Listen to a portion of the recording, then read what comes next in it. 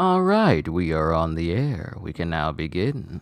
Welcome everybody to another chill stream. Today we are going to be messing with Evil West. Now, as I've said in my community posts, I know it seems like I'm playing a whole bunch of random games here and there, but I'm really just kind of padding for time until Kill the Justice League and Grand Blue release. And I'm going to be fairly busy with both of those games. I'm looking forward to it. But for the time being, let's mess with one of the games that is part of the January PlayStation Plus lineup that we PlayStation Plus users get to enjoy. Evil West!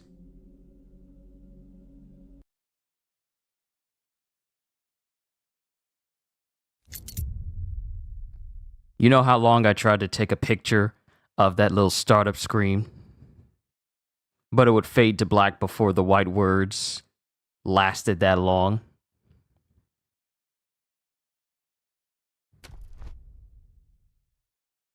No, I guess this is how we're starting.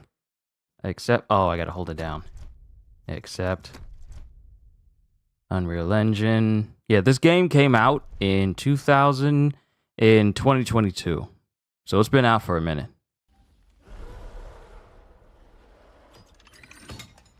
And this game is also co-op. Because my buddy Godjill, he played through this game before. And the fact that this is a game that you get to play with another person with, yeah, it's immediately fun. I mean, this is, you know, any game can be fun where you can play with two people. Just imagine the insanity me and him would get involved with if we played Evil West. But let me go to the options. Skill, reminders, data gathering, got guest player, color highlight, aim support, assisted. I'm gonna see how that is and then take it off and see if I'm gonna have it on or not. We'll be able to tell whether it's necessary or not. We'll see. Gameplay, gamma, arachnophobia. I'm not scared of spiders, so I'll keep that on. Display mode, quality, over... What? Changes... Why would you put quality over performance? The changes will be applied after restarting the game. So... do I need to... Ain't no way I gotta close the game out and then go back into it, right?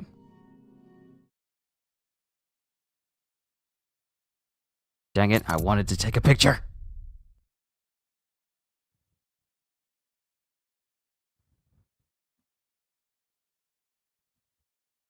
But we'll see.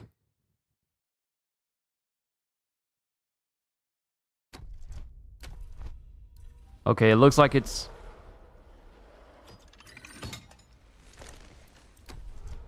options, display, performance. Okay, alright. Let's see here. New game. So difficulty will be normal. True death. Upon death, your entire progress is deleted. Why would I want this? Why would I want this? Why would I want the option of, oh, if I die, then all my progress is just straight up deleted? I'm not no hardcore player from Diablo that is all like, well, I gotta be very good, otherwise I lose everything I worked hard for this entire season. No. No, we won't be doing that.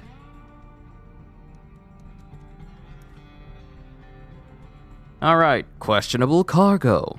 Jesse Rentier and Edgar Gravenor. Whatever. Investigate a suspicious train believed to be hauling a cargo of human blood and a horde of vampires. The plan is to intercept the shipment and interrogate the responsible parties. Yes, we get to take down vampires. This is basically Western Van Helsing. So, you know.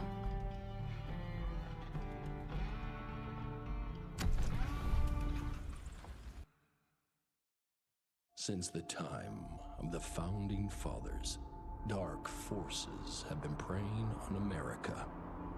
As the fight against these vampires continued, a secret organization has trained people with remarkable skills. The agent's duty is to protect ordinary people from the forces of evil.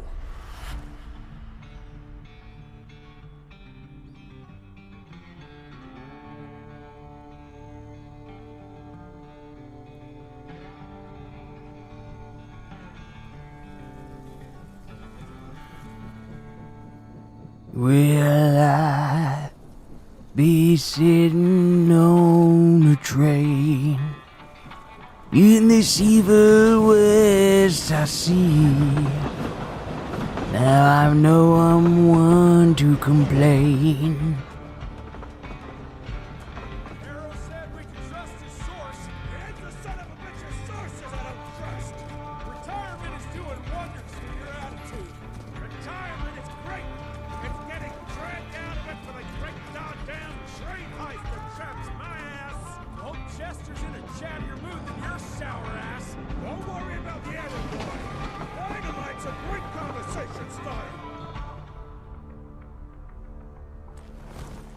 While we're on the dynamite, Chester will be none too chatty with his guts sprayed all over a train carriage. I know how to shape an explosion, Edgar.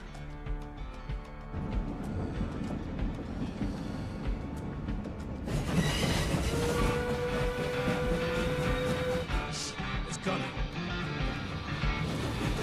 Wait for it. Now!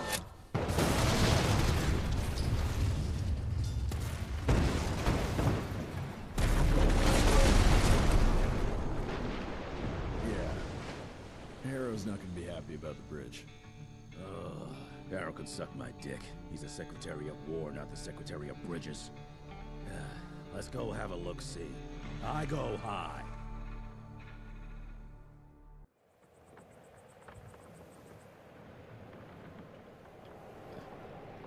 Well now, objective update. Reach the bridge. I'd like to say that we have officially started Evil West. Welcome to this little skirmish where, we're doing things, apparently. Let me just link everybody to what I'm doing today.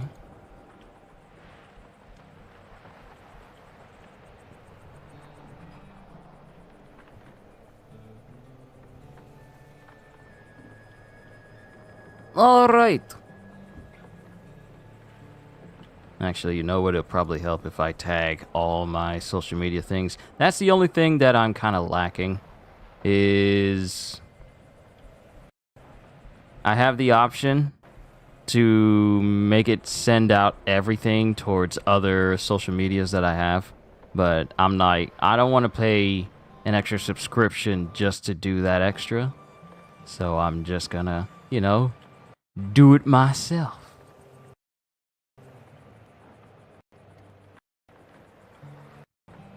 Whoa, whoa, whoa, whoa. Encoding overloaded. Consider encoding overloaded. Hold on, hold on.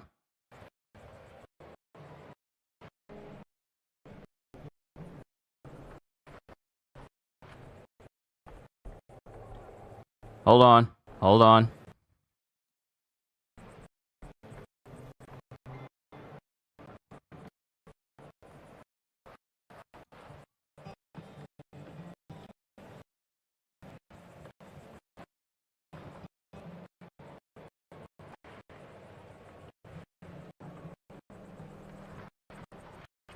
Let me just send that post. Yeah, the encoding. I gotta deactivate. And then activate again. I probably should have just sent it through my phone rather than pulling it up.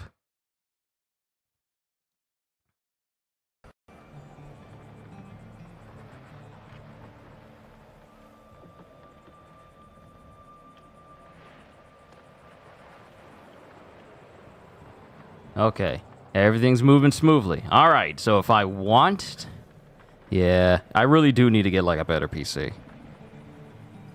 Yeah, I gotta get me a better PC. Laptop's good and all, but I gotta get a better PC.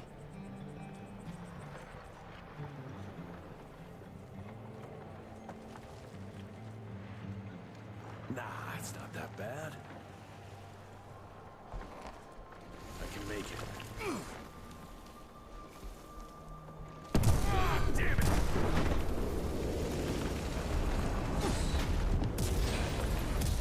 Alessio, Skip! Hello! Good to see the both of you. It's going to be a chill stream today. We're going to be messing with Evil West. And like I said in my community post, and I said this before at the beginning, my real focus is going to be Kill the Justice League and Grand Blue when they both come out. So we'll have periodic gaming streams here and there, but that's where my gaming focus will be.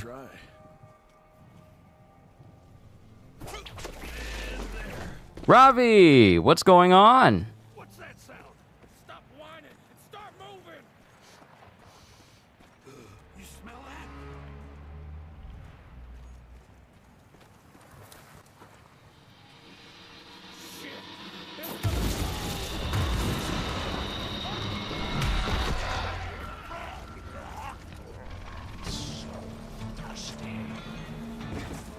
Amateurs. Rentier Gauntlet. Every RI agent wears a steel fist capable of beating enemies to pulp. Tap R1 to punch away. The melee attacks can be chained into a combo.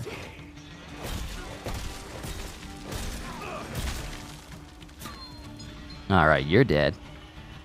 But yes, welcome everybody. So we have new lore. Infected vessel. The weakest link in the sanguine and sanguisuge family tree. The process of their change was hindered by either an unsupported blood type or general hereditary shortcomings. This unsuccessful transformation deprives the vessel of their humanity and leaves them with an intense craving for blood. Due to the underdeveloped vampiric structure of their jaw, the vessels can't puncture the skin of their prey to suck their blood. Instead, they brutally mutilate their victims and lick the blood from any opened wounds.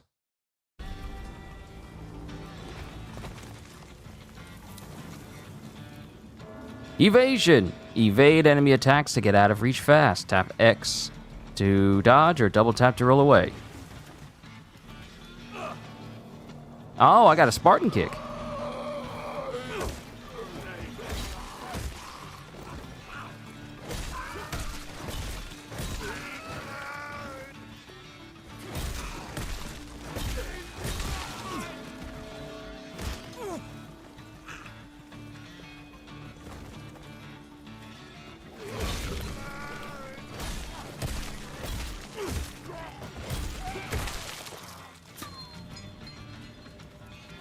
Oh, what is that? Can I grab what that is? Can you tell me what that is? You know me, I always got to go off the beaten path and look everywhere. Oh. 181 bucks. It doesn't even say dollars. It just says bucks. That's such a slang term to use.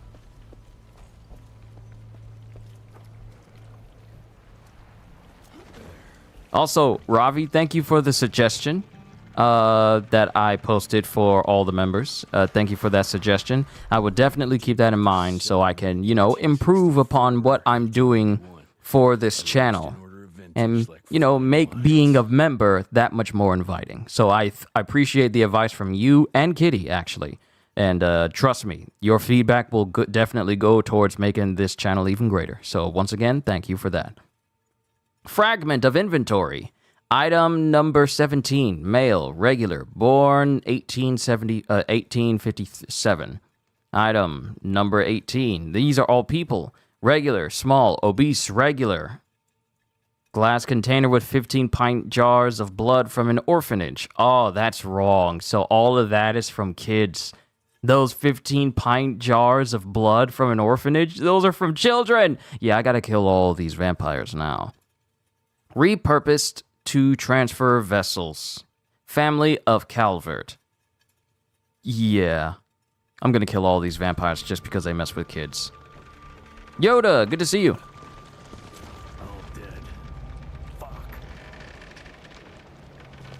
What is this game about? Let's go to the page. And let's look at the full description.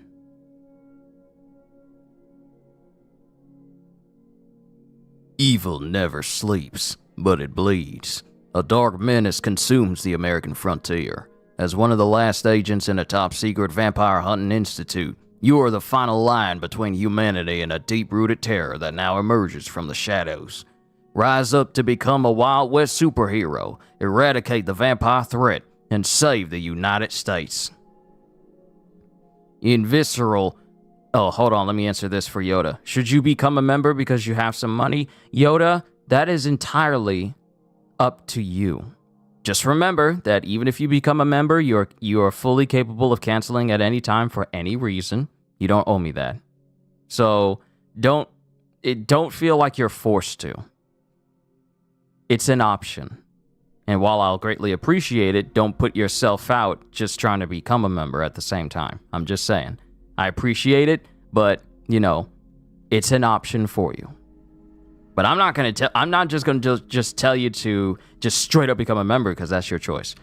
In Visceral Explosive Combat, unleash hell on your with your firearms, lightning-fueled gauntlet and gadgets. Kill bloodthirsty monstrosities in style as a lone hunter or in co-op with a friend. Explore and fight in a narrative-driven campaign while upgrading your weapons and hunting tools. Unlock new perks to evolve your monster-slaying mastery, crafting your own playstyle to defeat the supernatural hordes.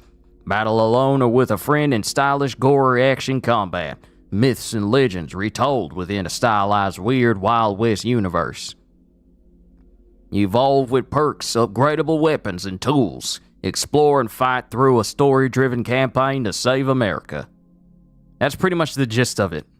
CJ, it's good to see you. We are having a chill stream today where I am playing Evil West. Bucks pickups. Look around for Bucks pickups, which will come in handy later. There are secret chests to be found outside of the main path. Walk over the money bag to collect it. We must collect all money. All of it.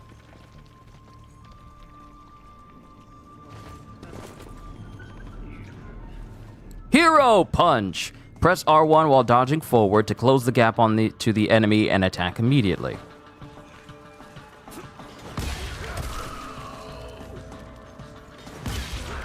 Looks amazing. This game just came out in 2022. So I can't say that it's been terribly old.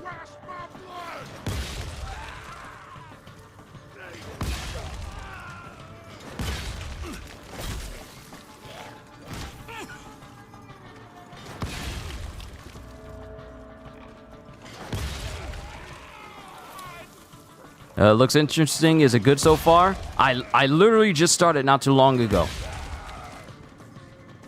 So I haven't gotten to like the full scope of combat, like weapons and such, because they really just gave me just this this gauntlet to beat up on some of these vampire creatures thus far.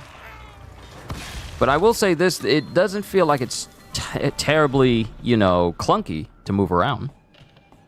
The medication dispenser built within the gauntlet can be used to heal with a short recharging downtime after each use. Press circle to heal. Okay, so healing has a cooldown. Can't just spam it.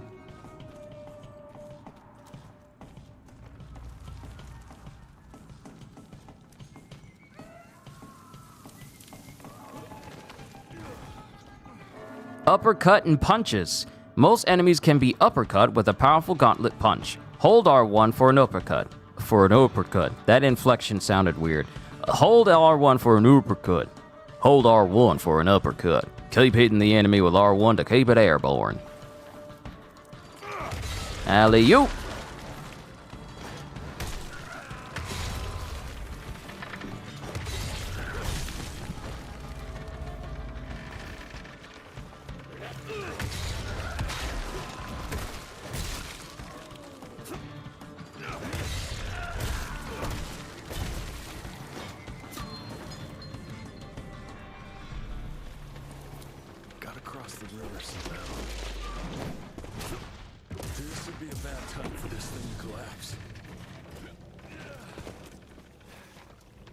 No, it would, dang it, I should have gone to the other side to see if there was anything off to the side. I should have looked. Oh well. Cannonball!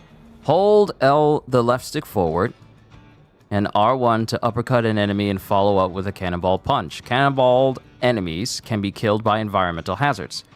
Ah, okay, so that's what I was doing.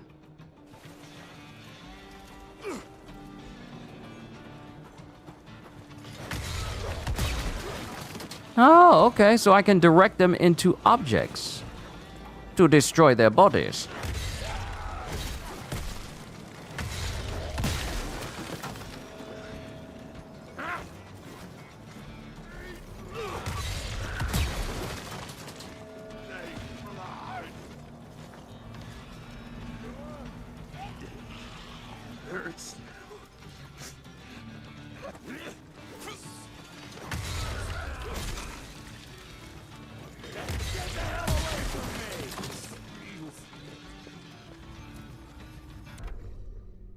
Yo. Yoda. Is that true?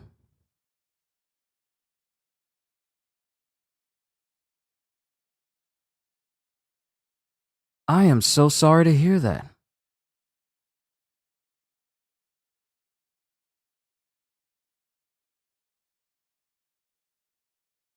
I am so sorry to hear that.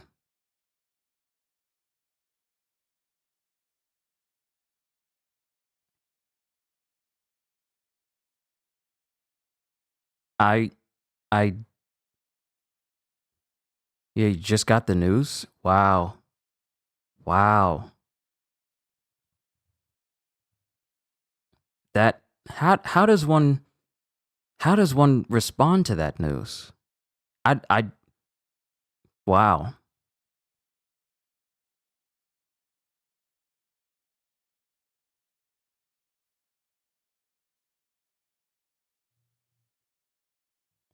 Hmm.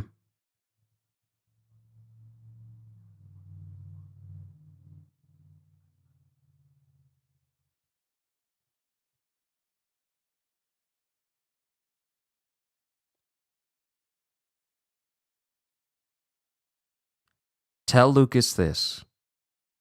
Tell Lucas that I'm here. Even though I'm just some random guy on the internet, if he needs a place to be, feel better, it doesn't matter what's going on in his day aside from this. Tell him that if he ever needs cheering up for any reason, tell him to come here. I can't do anything for him from where I am, on a physical level, like help him just get better. But if I'm able to make his day feel better in any way that I can, then tell him I'm here.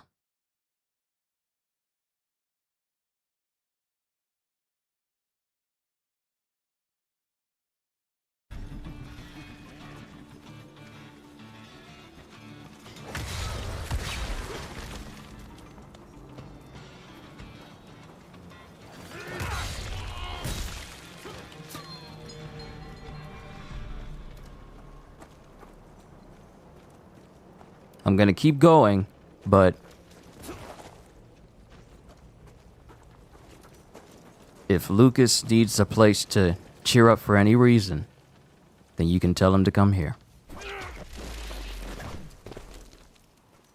Hey, Psycho, what's going on? And Kitty. It's good to see you as well. Yeah, CJ, let's hope and pray for continued strength, support, and if possible, recovery, strength, and understanding for all involved. Yes, thank you, CJ. I couldn't have said it better myself. What happened? Well, Yoda just told us that Lucas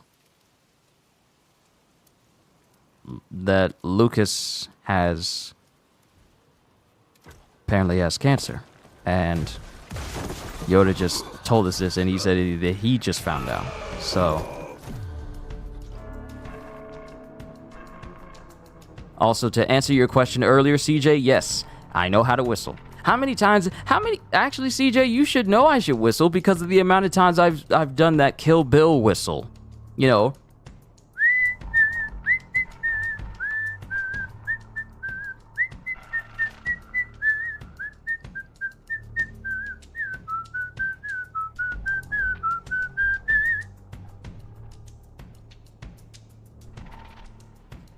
gotta go pack right now because you're gonna visit the hospital tomorrow. Yoda, you take care of what you need to take care of. That's a priority. That is far more important than you being here, listening and watching me. You go be there for him.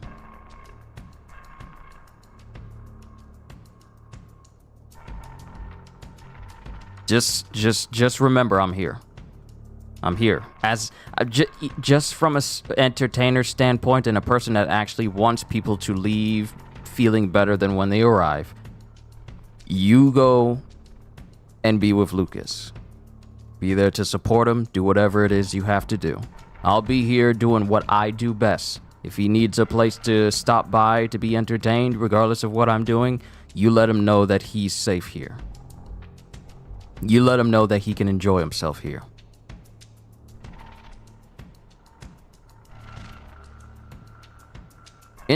I gotta continue on though. I gotta continue on. But you guys know how I am. You guys already know how I am. Interrupting enemy attacks. Enemy special attacks are deadly and unstoppable by regular means. Press R3 to interrupt them with the kickoff. So it actually has a name. You'd be surprised how many people can't whistle? Yeah, me and my dad are the only ones who can truly, really whistle. I tried to teach my younger sister how to whistle, but I don't think it really panned out all that well. Either she knows how to do it and she rarely does it, or she doesn't know how to do it and she's tried and I've told her, yeah.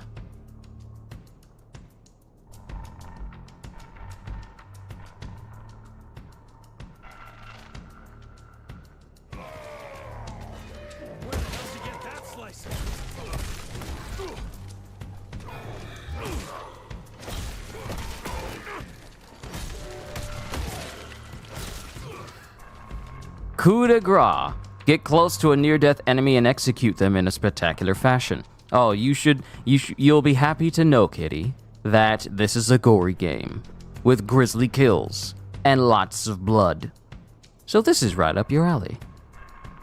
Approach the glowing yellow enemy and press R1 for the final blow. Finishers are rewarded with health pickups. You are invulnerable while performing the finisher. Grateful for that, because there's nothing worse than trying to do a finisher on an enemy and you get interrupted because of other enemies. Invulnerable finishers are the best kind in video games.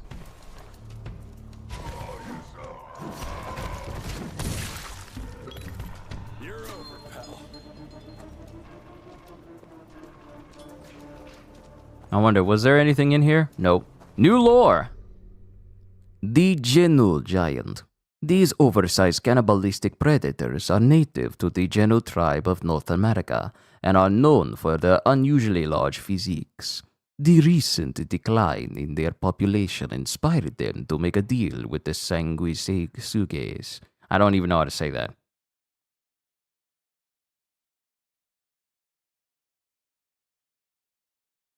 Can't whistle with fingers. Normal type you can.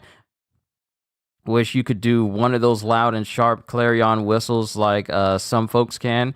Yeah, I wish I could whistle the kind of way where you can just stick two fingers in your mouth and it's super loud. I have yet to fully figure out how to do that.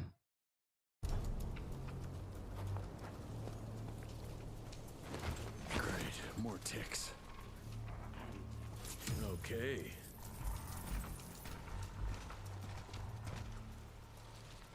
Then gotta start dinner prep.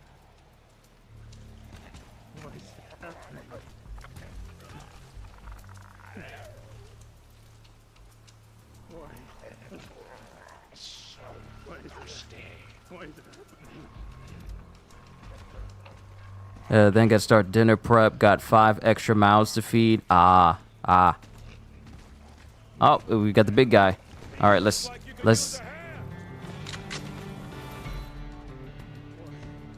Can I get that gun, or is that a no?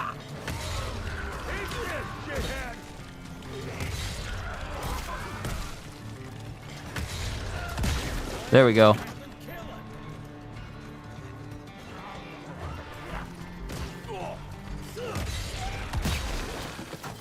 Skip, you say it's easy? I gotta learn. I wanna learn.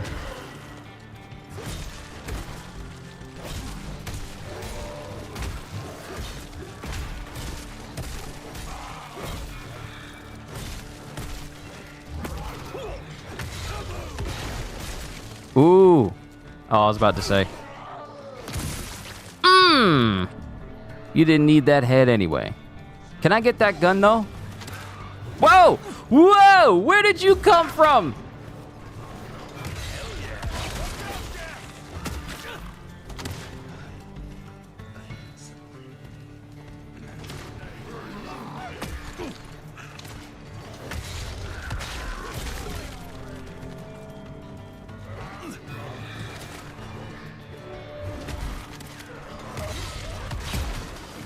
Oh, it's an instant kill. It's an instant kill.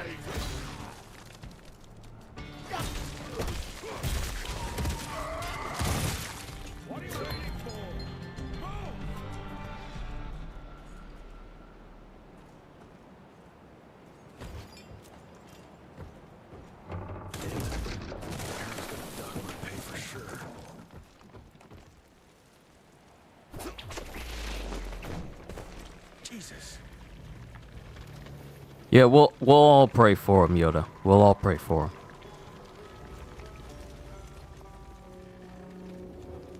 him. Is there just one attack only, or are you just like this one? Since I'm just now starting out, Ravi, they only give me the gauntlet, but there are guns. There are guns and upgradable weapons I can use. I seen Gajil use them because he was further along in the game when he was playing it last year. But since I'm just starting out, I don't get everything yet. Kind of hoping I get my hands on some guns.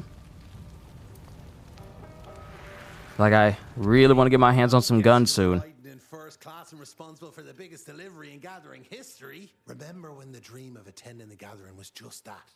Wishful thinking. But I am on my way, soon to be hobnobbing with the creme de la creme. The oldest, the wisest, the most powerful. This is where it begins. If I play this right, in 100 years, I'll be the one being catered to by human douchebags like you. That's it for now. I must bid you adieu. There's still much to do, and I can't louse this up. Yours truly, Chester, the Catering King.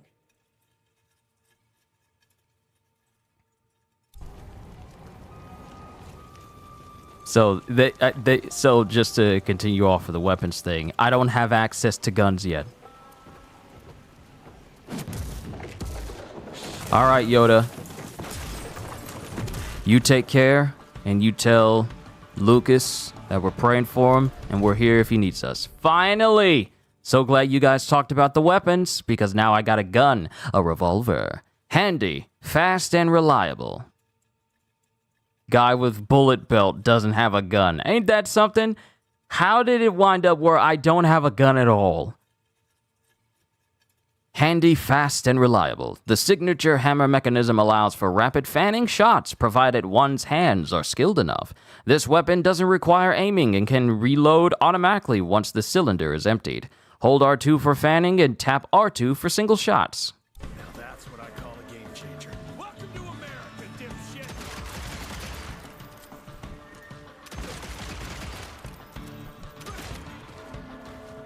Okay, so the aiming is just straight up automatic. I can't aim with it.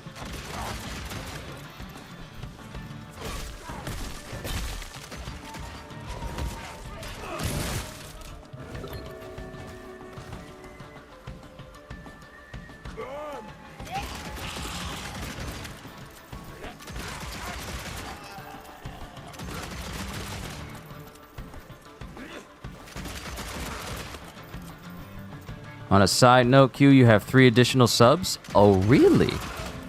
Yeah, it looks like I get unlimited bullets. It's just the only thing I gotta worry about.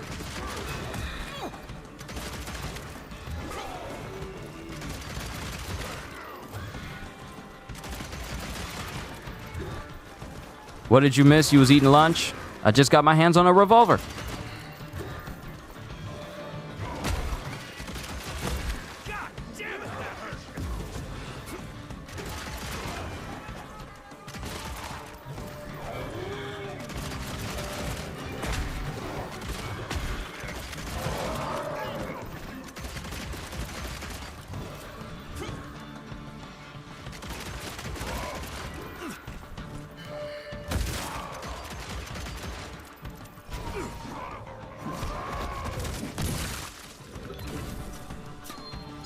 I'll take that health pickup.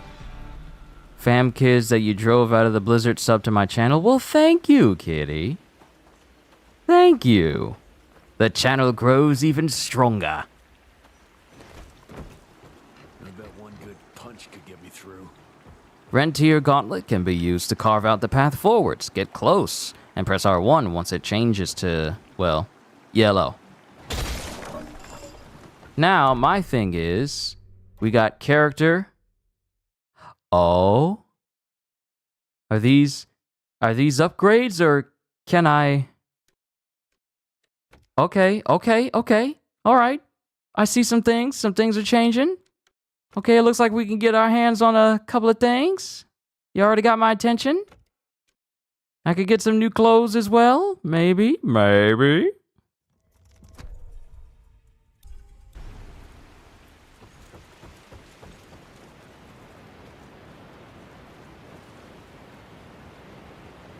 All right, there's a pathway I can create over there. It's always good to look around for loot and stuff before you move on.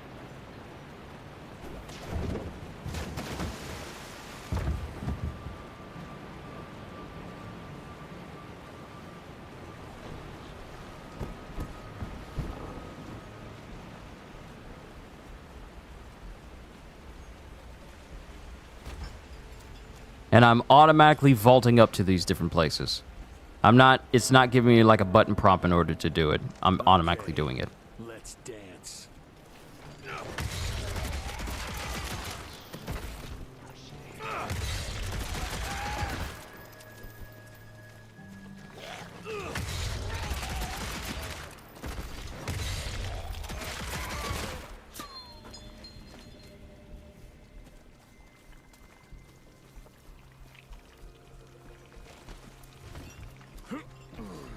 Yeah, Yoda came in.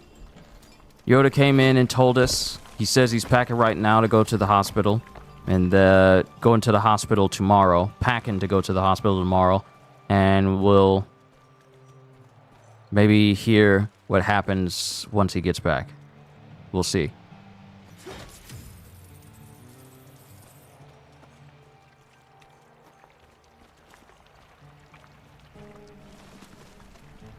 I can smell you, Chess, you lousy skunk. Cash.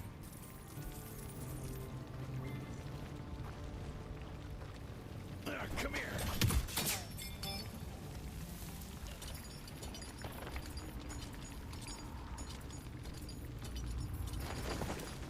Alessio, what I would suggest is keep that idea in mind, but check with the family first.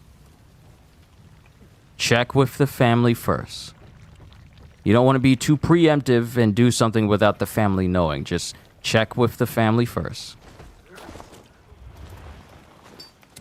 Got you. Is everything okay? We found out that Lucas,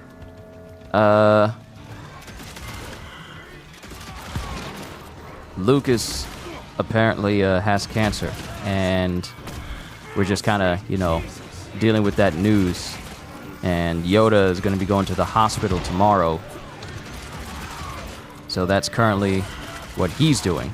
So we're just keeping Yoda in our prayers.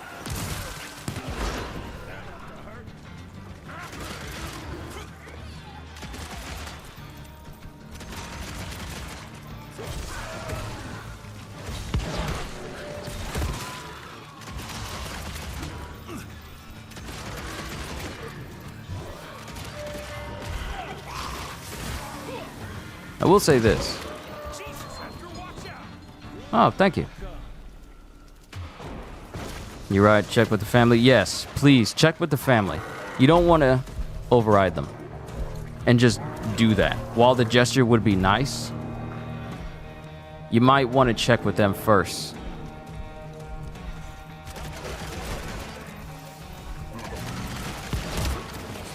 Because while Yoda told us this news, I'm not even sure if the family knows that Yoda has told a bunch of people on YouTube.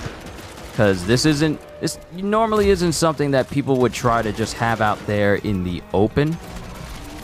So this is something you got to be careful with, you know, just saying out loud.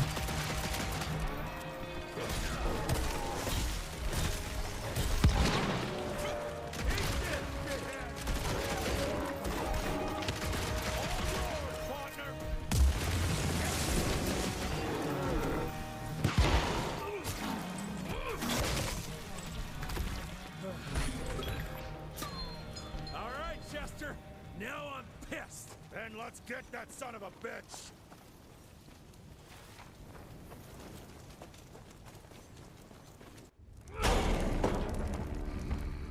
Young rentier, still on your father's leash, I see.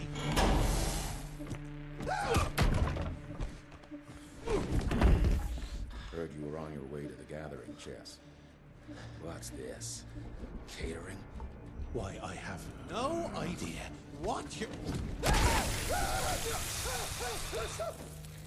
That big shiny ball out there is no good for your sensitive skin.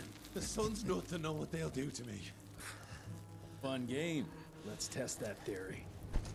No, Richard, stop! Belmontville! The gathering's in Belmontville! Excellent choice, Chester. And since you're feeling so damn helpful, we're gonna be needing a guide. Consider it a promotion. Dipshit. Belmontville's a long way from the manor. We're on a clock here. We've been hunting DeBono for 3 months. What's another few hours? Have it your way. But your father's gonna have your ass as an ashtray if we don't make that presentation. You're retired. What's he gonna do? Fire you?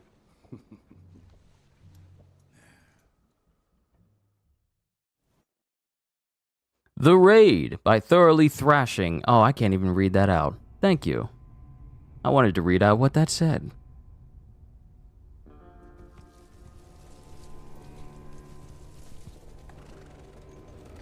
Belmontville Mines, huh? Ooh. We're gonna be walking blind into a damn maze.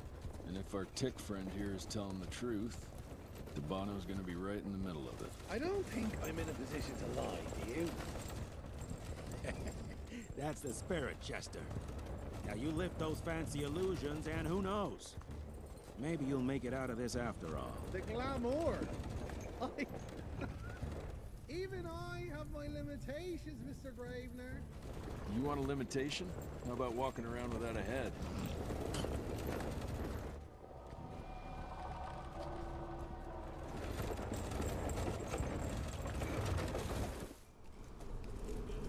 Crawling with familiars. No question. And where do you think you're going? Judging by that tone of yours, sounds like I'm making sure Fancy Pants here doesn't make a run for it. In broad daylight. That's why we need familiars. I'm starting to question your qualifications for this job. Those ass-licking tick lovers should be shot on sight. What the hell? Maybe we can play with dynamite out here, too. Right, Jess? I'll make you a new waistcoat. I don't believe my tailor would like that. See? You're bonding already. Eat me. Speaking of YouTube and a bunch of people got a rant, was on YouTube Shorts earlier and came across a female dancing with nothing but a see-through bedsheet between herself and the camera. Made me so mad, inappropriate in so many levels. See, that's the thing. When you're... How it even made it up is beyond me. Because...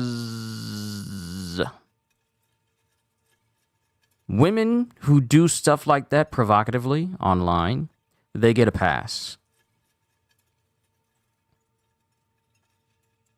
They get a pass simply because, oh, it's a nice, beautiful woman doing this. And the fact that it's so successful, they get a pass. Like, if a dude does it, it's all like, ugh, why are you doing that? But if it's a woman who's doing it, it's all like, oh, okay. And from that short, thousands upon thousands of views.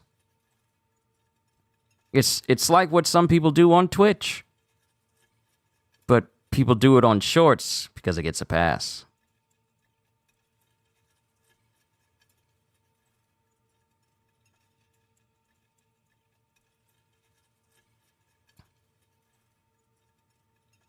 Hey, Chris, Hey, Chris told me to get on stream. What's happening? Lucas, is this you?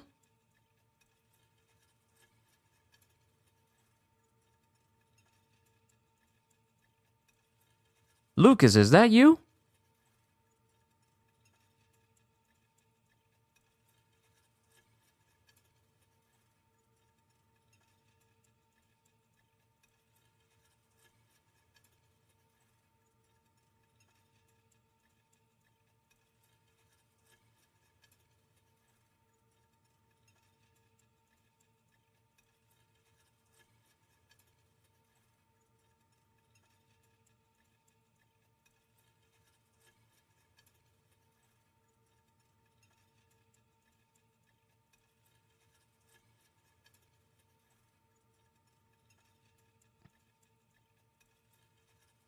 Hold up.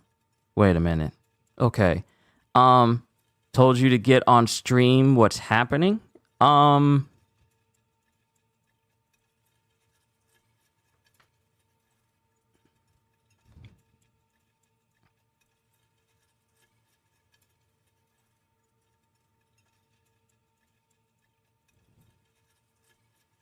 Wait, so, wait a minute, hold on. So, Yoda came up here, and said,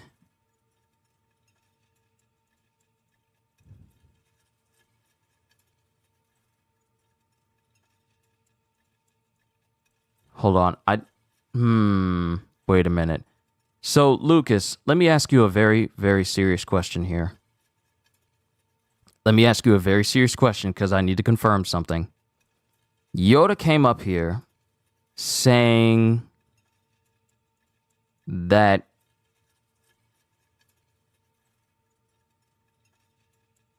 you had cancer.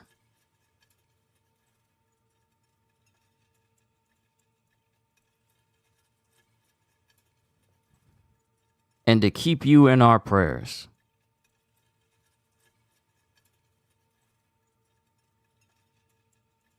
Before I move on, I want to confirm this.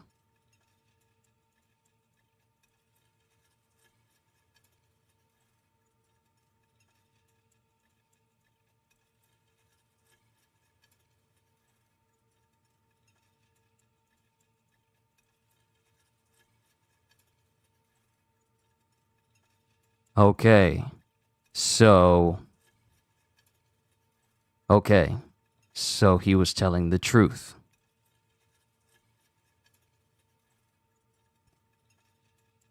Okay, so he was telling the truth.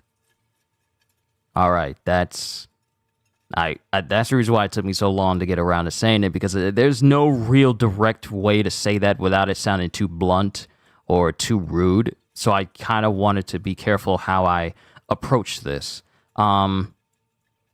Reason why I'm going off that nobody told me that he told you, but yeah, okay. So here's it. See, this is the reason why. This is the reason why I was kind of talking about this earlier. Yoda getting on here and just telling that to us. Honestly, I feel like that's not something he should have just straight out told us. Because now everyone who's here in chat knows, and I feel like that is probably something that was meant to stay within the people who knew, and not be told online to a bunch of people on YouTube. That's the feeling that I'm getting right now.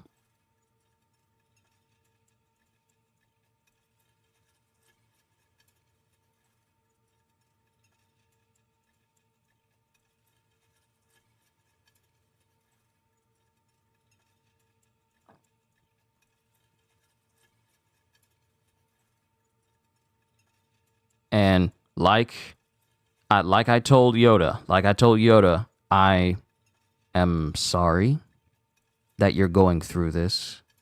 I don't know what else to say other than, and this is what I told Yoda. I said that if you needed a place to come to, no, you're okay with it? Okay. okay, as long as you're fine with that information going out, we can continue as normal. But I told him to tell you that if you ever feel like, there's a place where you just want to relax and just chill and just enjoy yourself, make you feel better than when you arrive, then to come here. Now, what I didn't say to Yoda was that you had to come here immediately, as soon as possible.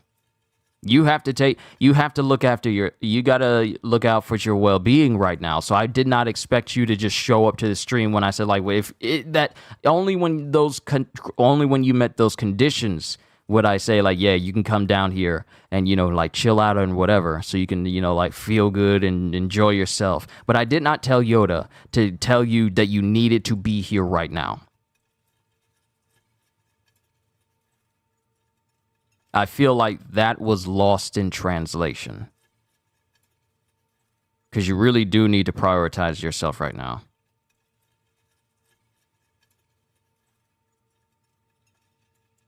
But yeah, I did not tell him that you just had to come down here right now. Because your health is a far bigger priority than you just tuning into me. But like I told everyone else here, we're here. We're here for you. Whatever you need. From a YouTuber standpoint. But I'm going to continue. Rentier rifle. Aimed weapon perfect for long-range precision shots, including hitting enemies' weak points. Capable of rapid target switching. Hold R2 to aim and hold L2 to aim, press R2 to shoot. Nice looking Winchester. That gathering won't find itself, Move it.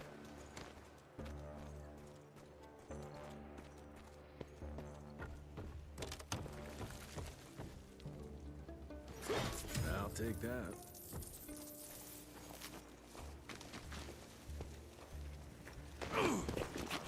The can is right there in front of you.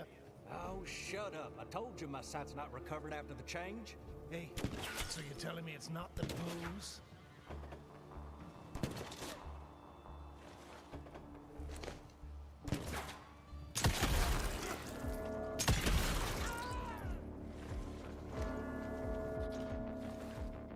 Weak spots. This is why it's dangerous to put a gun in my hands. Because if you tell me that, now you're telling me that I can blow off people's hands and keep them from shooting me in general, or blow off both of their limbs. He shot off both of his limbs when both of his hands went to the side. So, because, like I said, don't put a gun in my hands because I will take your head off. Weak spots. Use a Rentier rifle to shoot glowing weak spots and deal severe damage.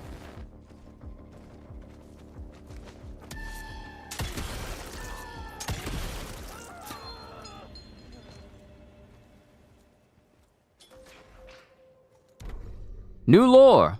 Servant Gunslinger. The human servants of the Sanguisuge, or I don't even know how to say that name properly. The Sanguisuge are referred to as familiars. They help vampires accomplish things they cannot accomplish themselves. For example, any activity that can only be performed during the day. These dedicated slaves will give their lives for their masters. Often they let their masters feed on them, which creates an even deeper bond. All familiars hope that one day their masters will turn them into vampires. However, they are usually disappointed as that gift is rarely given. And let me go back to what CJ was saying. That's unfortunately how things are. Man equals bad, ugly, harassment, almost no matter how he looks. Female, hot, sexy, and great, almost no matter how she looks. There's some guys who like big game. Sad how that's how it is now. Everyone's so overly sensitive to things today, and in my opinion, women are the cause of it. I want to be equal and treated the same as the men, but still expect to be treated better. They want to be treated equal, but they also wanted to be treated better. It's just kind of odd how that works out, huh? Oh, and I forgot to read out this name of this boss, Carrion Husk. Carrion husks are failed experiments, an early attempt to accelerate the change. Their skin calcifies into a hardened husk that gradually starts to rot from the inside out. The massive boils that erupt consist of blood and bone marrow that weaker vampires can consume to sustain themselves. Ew. Some people say the nutrition afforded allows them to survive for a couple of minutes in the sun. Due to their enormous endurance, carrion husks are tasked with protecting vampiric nests. Like it's gonna matter to me. So that looks like where I'm supposed to be going, so we're gonna come in here and look around.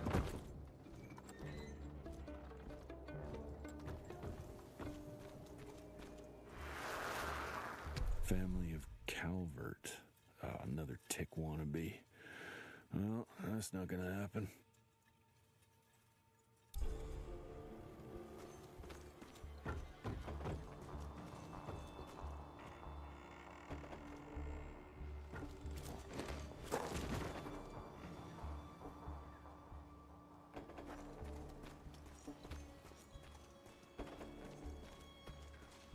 Okay, good to know that I can walk around and I'm not limited, so to speak.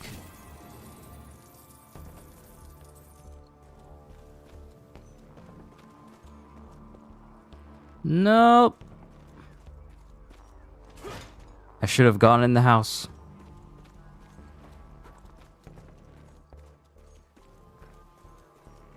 Will it let me go in the house and come back? I should have gone in the house.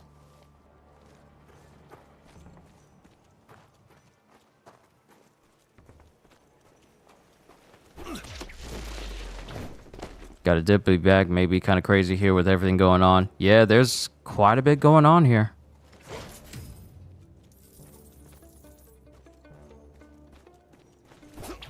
See, now I want to go back, but I can't.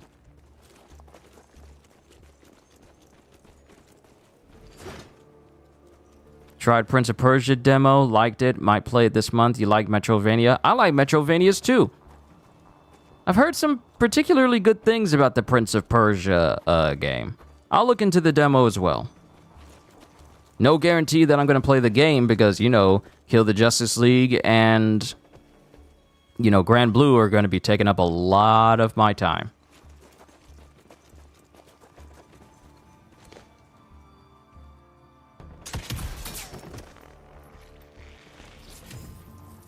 Oh, he had money. Yes. That man had money. I'm still upset that I can't go back to the house now. I gotta keep going forward. So whatever secrets are in there are lost to me now. Wait, can I... Game, can I... reload checkpoint? Or no? CDs, good to see you, my friend.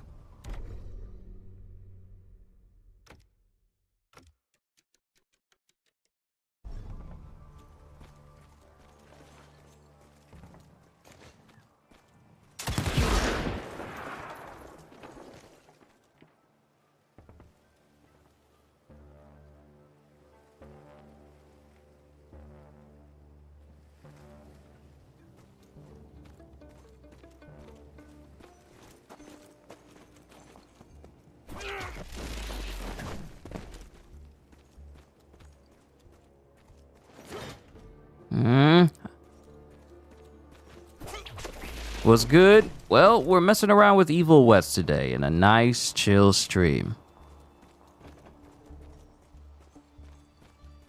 This game is another game that was on the lineup for PlayStation Plus. So I'm just messing with it today.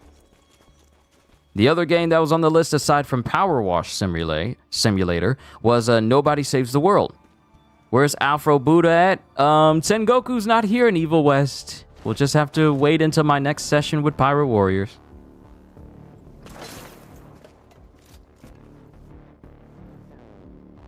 You like Red Dead Redemption games, but I probably love this more because it's so brutal and gory.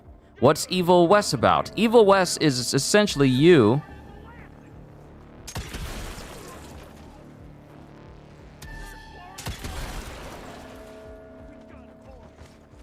Essentially Wild West.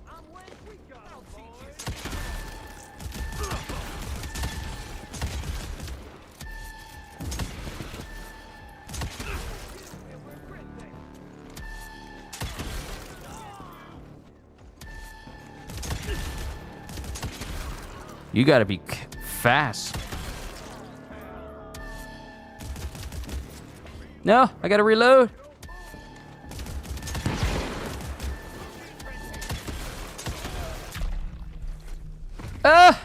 They done got me. They done got me. What's Evil West about? Wild West with vampires. You're part of an organization that hunts them down.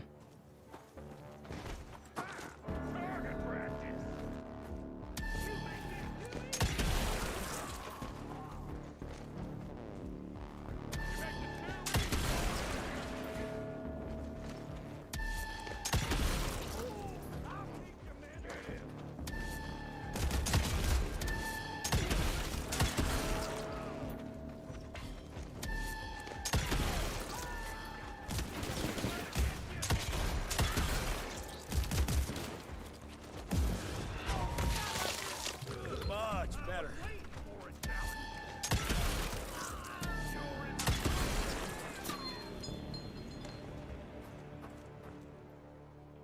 So yeah, it's Wild West, but it's got vampires in it. And other types of creatures too. So think of a Western Van Helsing. Only it's not Van Helsing.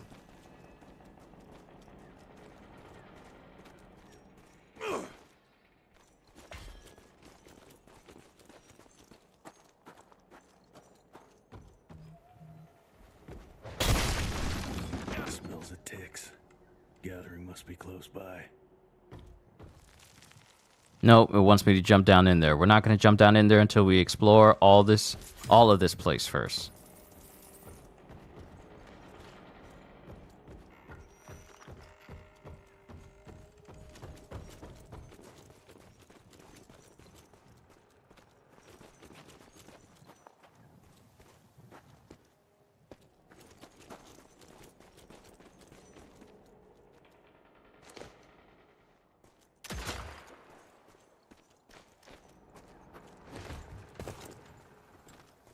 More money. Honestly feel I maybe I haven't missed anything vital by that first building. It might have just had some more money in it. And that probably would have been it.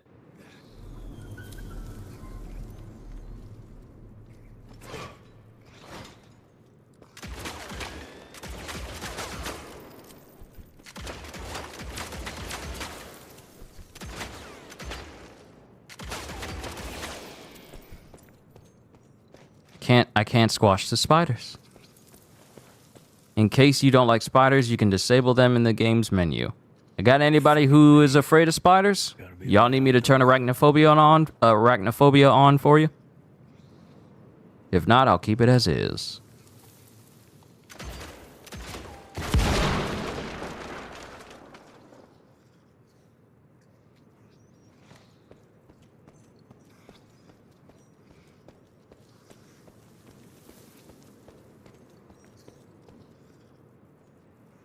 Okay, that's where I need to go. So we're going to keep looking around everywhere else.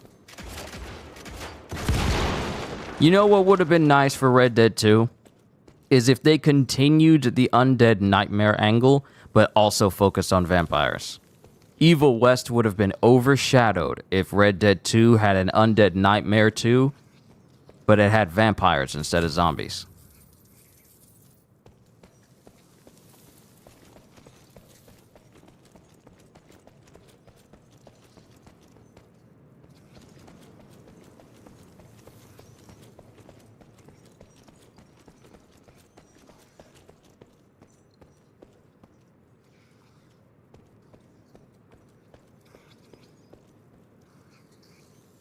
So many spiders.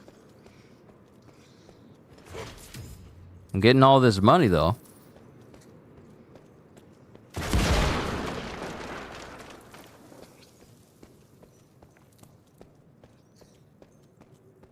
Yeah, that looks about right. Yep, plenty of ways to get to this one spot. And I don't think there's anything hanging off the roof.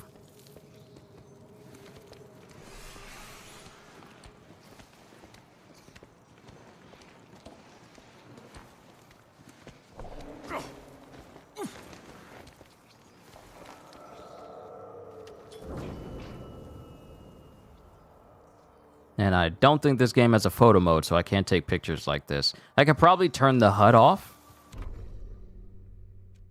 Wait, can I? Yeah, I can turn the HUD off if I wanted to take pictures.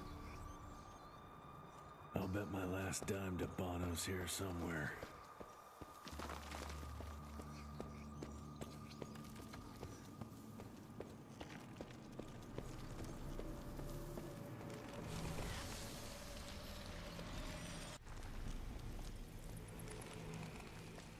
Dead end. Great. You seeing this too? Take it off. Mr. Rentier, on a first date? What do you take me for? You're right. Maybe a little lighting to set the mood.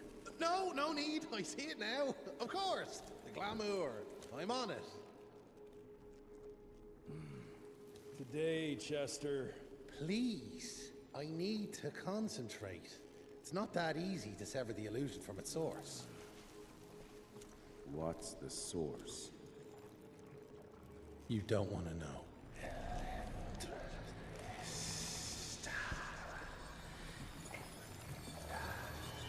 Sanguis Eternus.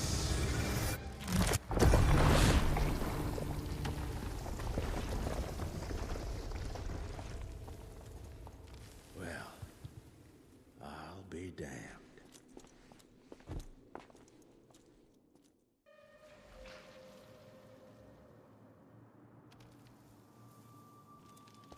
You know what? Let's switch. I'll take the explosives, you get the Bono. Is this about the bridge? It's not about the bridge. Got the damn train, didn't I?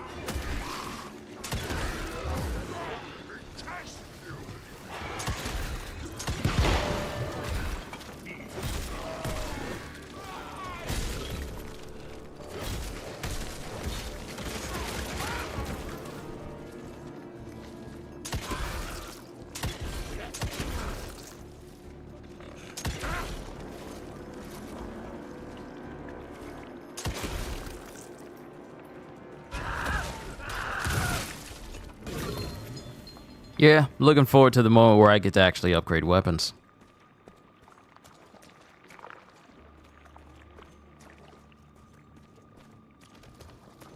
These vampires sure do love their reds, don't they? I've seen my share of tech architecture, but that's something. That's interesting. I didn't know that we were looking at the board from the oldest house of control. I didn't know that they were, perpetrators of vampires.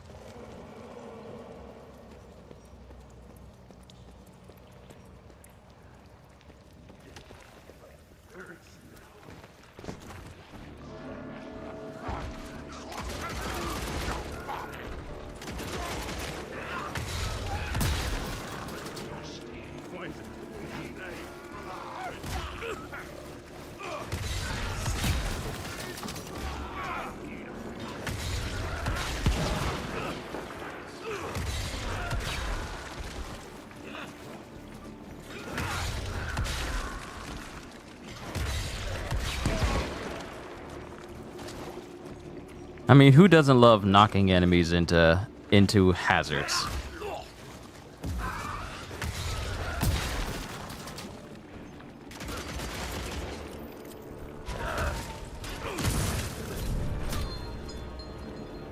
Wait, I leveled up? What? There's a leveling system? Wait. I leveled up. I thought only my weapons... okay. I leveled up. Perks. They're skill trees. New perks are unlocked with each level up. You can activate a perk by allocating perk points. Later on, you'll be able to reset your perk points and spend them again, free of charge. Activate a perk now. Okay, so we got Blasting Impression. The Kickoff and Hero Punch deal additional splash damage to all nearby enemies. And then we also have Pump Jack. Dealing damage with the gauntlet reduces the cooldown of the healing dispenser. That is probably going to be useful later on. We have Chain of Command, chaining the next R1 melee combo attack right when the previous one connects, deals 30% increased damage and makes the next punch faster. We can look at the rest of these as well. Dodging sideways or backwards to avoid enemy attacks does not interrupt the melee combo and increases the area of effect damage of the next punch. That's good. It stacks.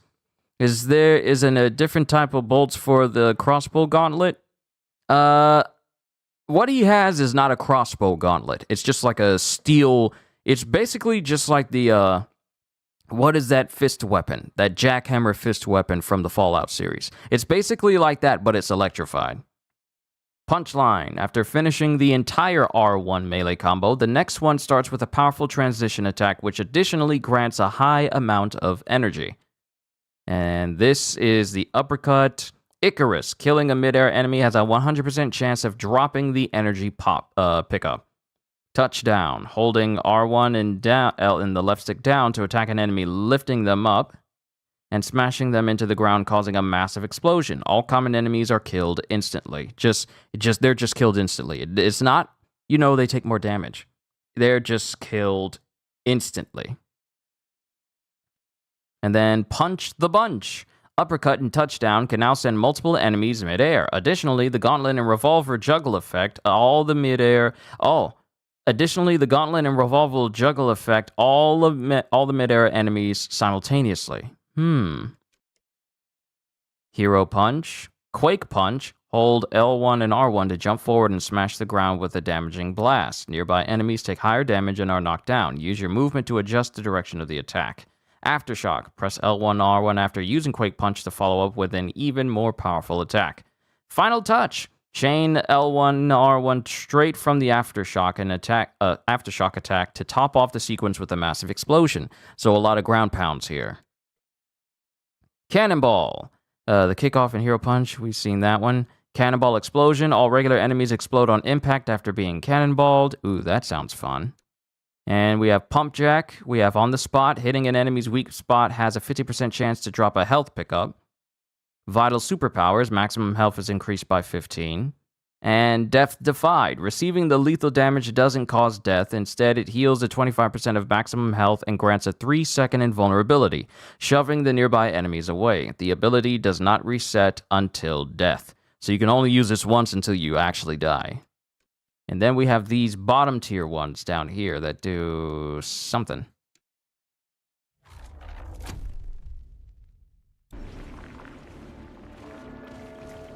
All right, we got our first perk.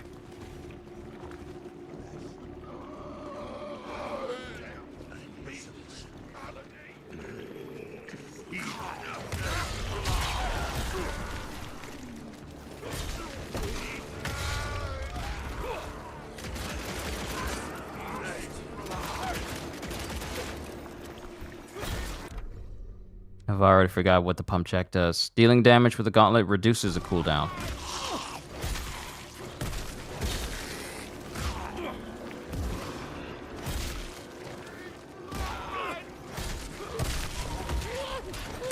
Oh yeah, it does speed it up just a little bit. It speeds it up just a little bit. Not to a grand degree, but...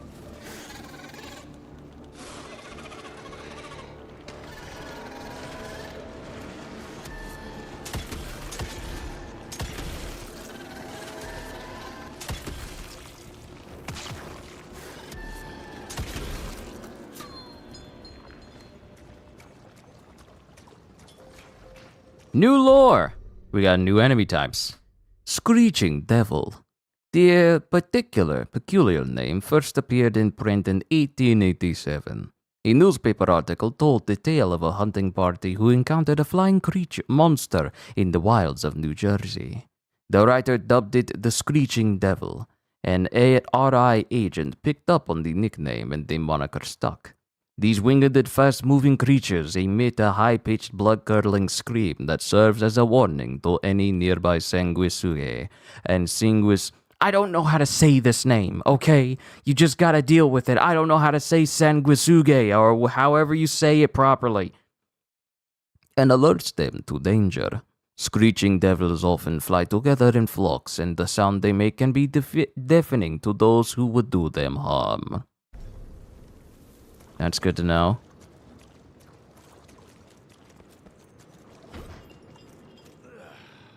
Now the real thing is, show me them weapon upgrades though. What them weapon upgrades do.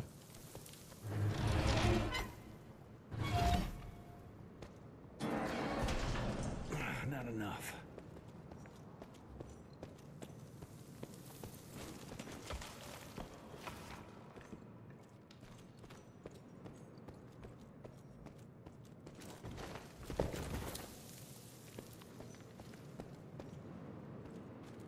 Wait. Look around. Everywhere. You never know.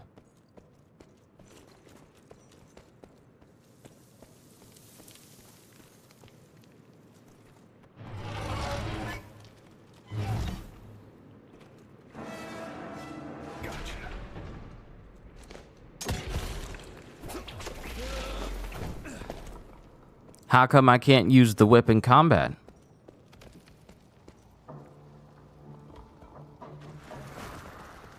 We are a unique species, brothers and sisters. We are not bred. We are not born. We come to life when we accept the gift of change. Our powers are many, and they have served us well. The art of glamour has given us safety through secrecy, but I am afraid we are becoming the victims of progress. Sooner or later, human technology will find a way to see past our illusions. They will expose and demonize us and make us their ultimate enemy. Inevitably, we will become their inferiors.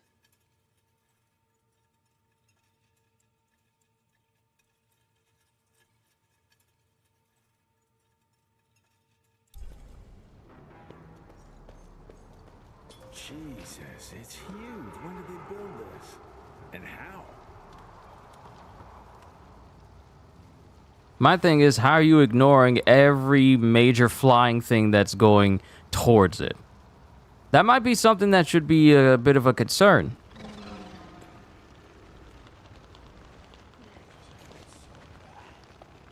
What is happening? Did one of them things say, help me? Or am I hearing things? Why is it happening? I must be hearing things. I'm pretty sure... I heard them.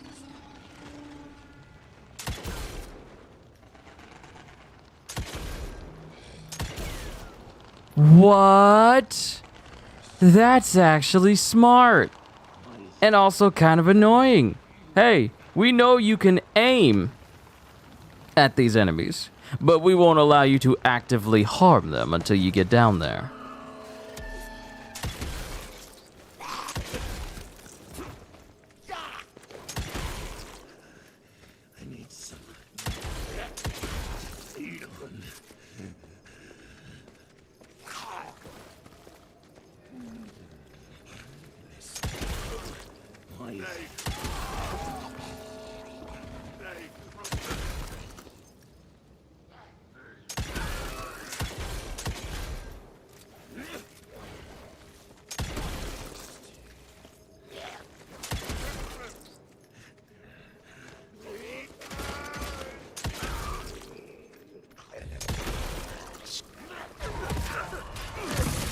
I'm trying to take their arms off.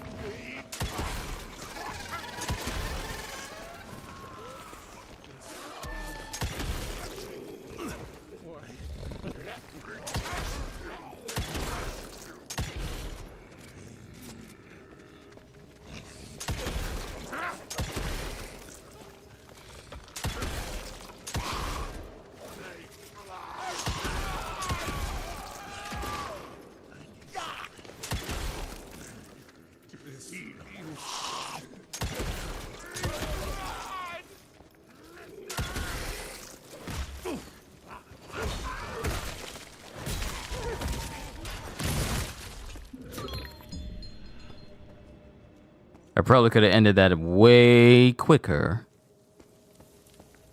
A lot sooner. This is a lot of red. This is a lot of red.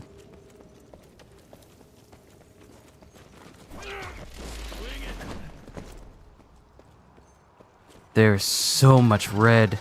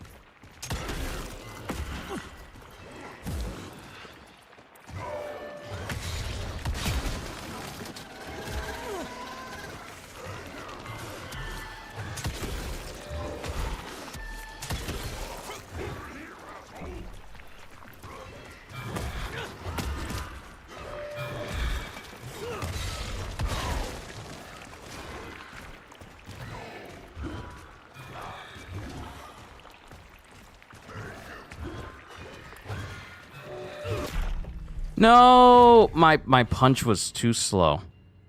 My punch was way too slow in order to stop him. Because I wanted to knock him into that... I wanted to knock him into that grating there.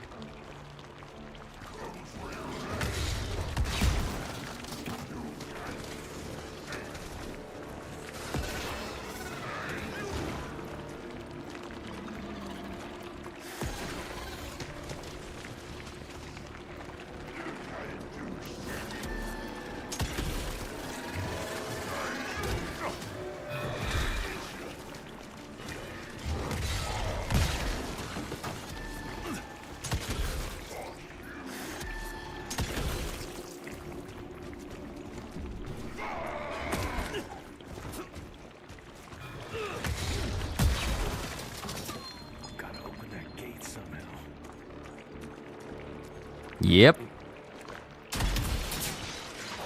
Yeah. Okay. Got a few more.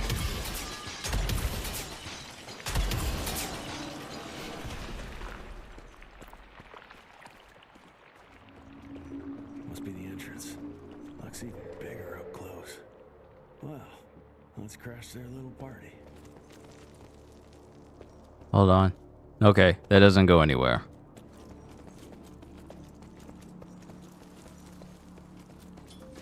Ah.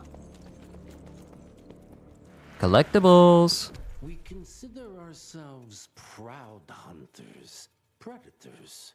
But that pride sometimes prevents us from growing as a species. Internal divisions have weakened us. Our numbers dwindle while their numbers grow. But it's not too late. We can still survive. But to do so, we must be ready to adapt. We cannot be too proud to evolve.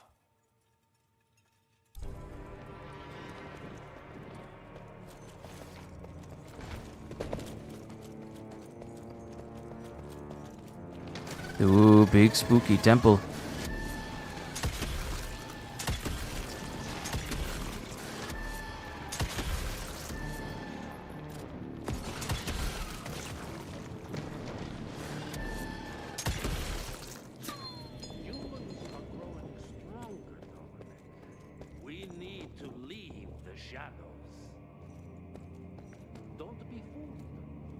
Once our veil of secrecy is lifted, we won't stand a chance.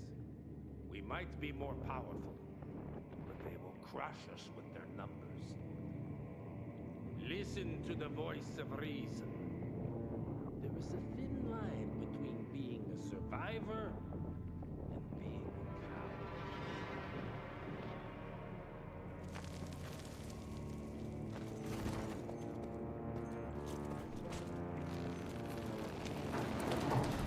It's always the same deal. Villains having their monologue. These are vampires who are supposed to have superior senses to humans, and yet not a single one of them could hear that stone pillar being knocked down outside. There's so much red! Your alliance thirst for all-out war with the humans endangers us all. without the sheep. The wolves go hungry, yes. But the day is coming when the sheep will outwit the wolves. Haven't you been watching, brother? The humans have harnessed the power of steam and lightning, and they grow mighty. If our hubris allows us to grow fat and lazy in the shadows, they will soon have the power to hunt us down like dogs. And so, you propose war. War suggests there is a chance we might lose. I propose we strike. With my new asset, we can control the change. Reclaim the Sanguisuja's rightful place at the top of the food chain. Control the change. Are you mad? Even suggesting such a thing is blasphemy. Dominic, brother, these are blasphemous times. While my methods may very well be at variance with our tradition, I can tell you one thing. If we don't adapt, we will perish. Enough. I will not allow you and your bastard breed to lead us into annihilation. Peter Dabano, for the high crime of conspiracy against your own kind, I sentence you and your line to the true death. I told you, Father. They wouldn't listen. We had to try, Felicity Mikata. Our work will be a lot easier if we can help them understand. If we can't... Then... we... force them to!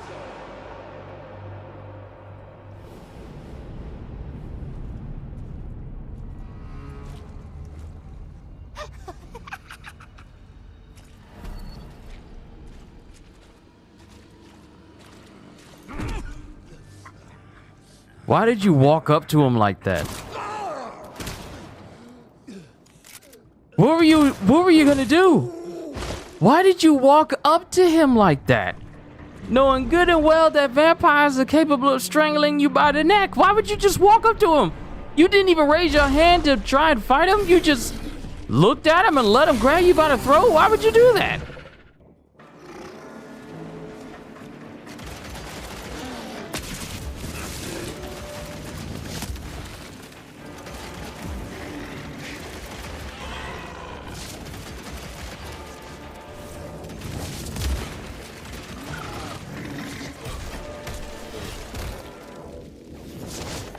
Oh, Lord Jesus.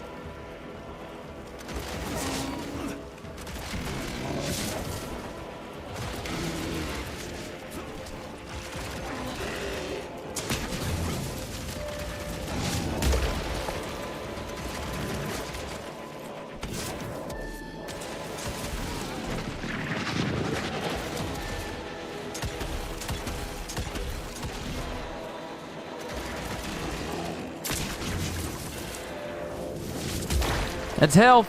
Thank you. Thank you, sir.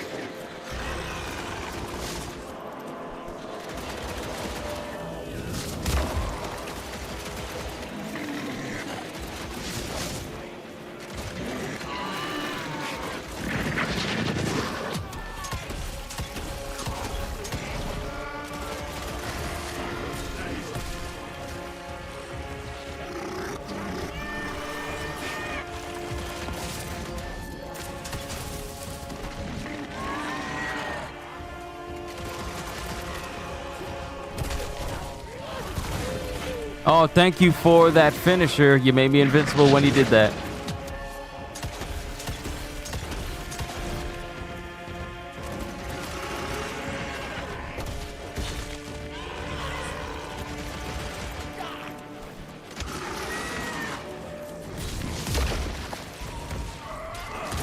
Pointless violence.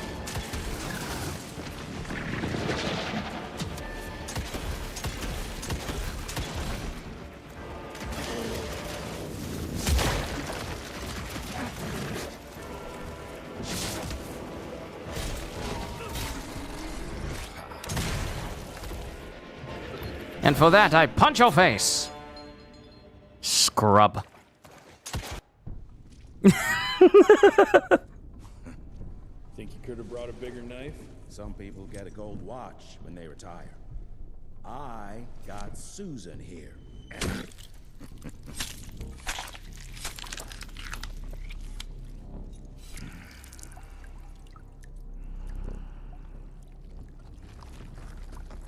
Should have asked him how to get out of here. Too late. He won't be of any use for a month or two. Wait. What about Chester? Well, what are you gonna do? Now that is how you shape an explosion. Damn, we're late. At least we won't be going back to the manor empty-handed. So my thing is, if vampires burn in the sunlight, how does cutting off their heads make them immune to burning in the sunlight even after they've been killed? Like, if you cut off his head, how is it still surviving in the sunlight? That's a new way to spend taxpayers' money. James Harrow. The people's hero. I heard the White House sends him golden toilet paper, as long as he keeps the presidential ass clear of tick trouble. Also, so you guys understand, they refer to vampires as ticks. Feed him well. We've got a lot of ground to cover tonight. You're not staying for the presentation? Yo, Martin, good to see you. I'll pass on the corporate backpatting session. I don't need another retirement lecture. Here, take this to your father before it wakes up and starts cursing us all to high hell. Great, so I'll just tell him you've traded killing vampires for swilling cheap bourbon? Tell him whatever you want. Fine, skip the presentation. But you ain't getting away from a final drink with me afterwards. So my thing is, just, they don't know how to put things in bags? You just had that thing connected to the side of your horse and you ain't having it in no bag? Also, Martin, you say 19 days for deluxe owners? I'm pretty sure it's less days than that. Gonna pre-order deluxe on the last day, the 29th, probably. Oh, so you're just gonna wait until the last minute to do it. 1, 2, 3, 4, 5, 6, 7, 8, 9, 10, 11, 12, 13, 14. Yeah, you're over by 5 days. It's actually 14 days. So 2 full weeks, actually. It's actually 2 weeks. 2 full weeks. 14 days. Those extra 5 days. Home sweet home.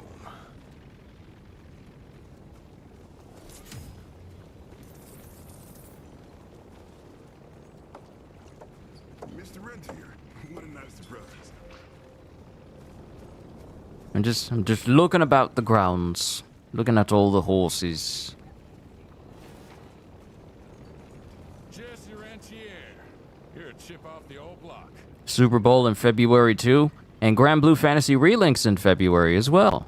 So needless to say that January, the end of January going into February, and all of February is pretty much going to be very busy for me, because there's going to be days of me playing a whole bunch of SS and a whole bunch of Relink.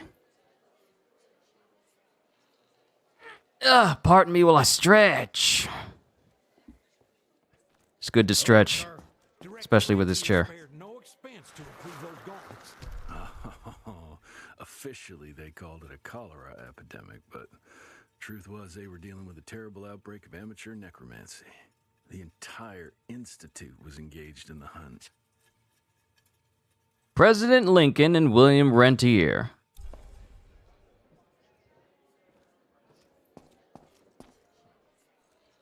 How did it go? Did you get that big fangster you were after? Is NFL my thing? It's more so, what's the new trailers coming out? And the food. Sports, not so much. Tale of secrets. Though I did hear about the Cowboys recently, where they were apparently absolutely demolished in their latest game. All right, files. Allow me to convey, on behalf of the President of the United States, Benjamin Harrison, my warmest congratulations on Rentier Institute's 75th anniversary. Opening 50th branch of the Institute, which coincides with the celebration, is a true mark of importance that this fine institution has in our great country. I am more than confident that Director Rentier's visionary leadership will continue to protect our citizens from any supernatural forces we can encounter. Yours truly, Secretary of War, Stephen Benton Elkins. P.S. We're going to attend the reception together with D.C.'s Rentier Institute Outpost Director, Mr. Edward Jones. I hope you don't mind letting him leave his post for this well-deserved celebration. Not watching football, not one of those fans. I'm not big on just like watching sports games. I mean, I'll take part in Super Bowl if it means I get to eat a whole bunch of food, but as far as watching the game itself, never really been my thing. I've never really been big on sports. I mean, I want to say that it took me getting squashed by a big fat kid when I was a kid during our own little made-up football game that put me off of sports for, how many years? Rest of my life. Mr. Rentier, you remember me? No.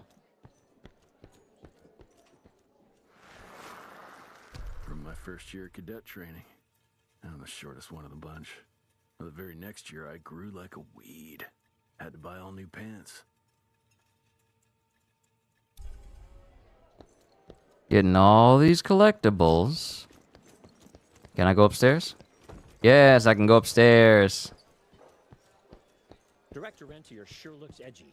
No, some people take NFL too seriously. Some people take sports too seriously. It's not just NFL. It's just sports in general. Some people, and it's not just something that's, you know, from like an American standpoint, but that goes across all sports. Just flat out all sports. Some people get way too into it to the point where they get... My father in the Civil War.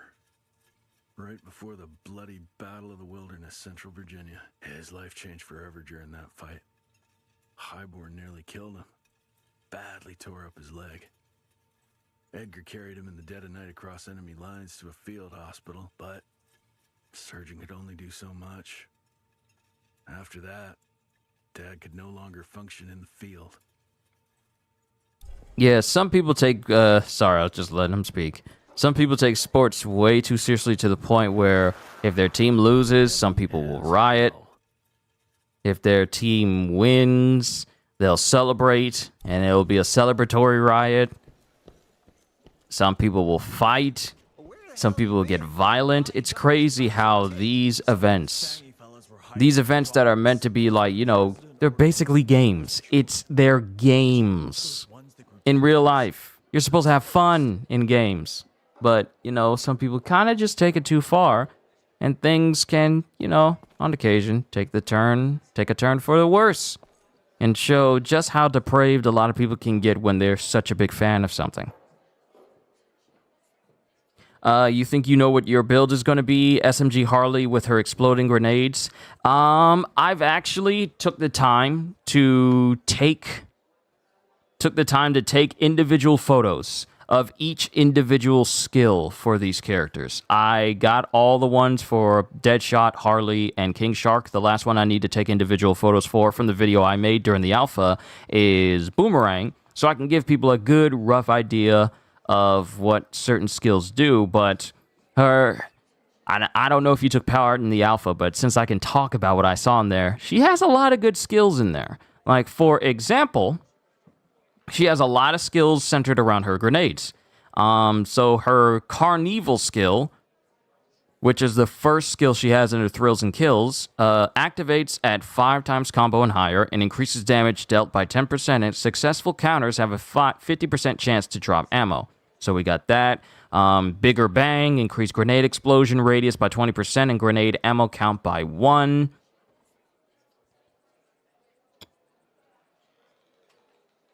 Oh, I didn't see this skill for Harley. Here's one.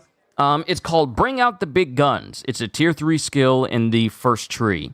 At 10 times combo and higher, critical hits with heavy weapons have a 100% chance to spread 20% of the damage dealt to enemies within 10 meters.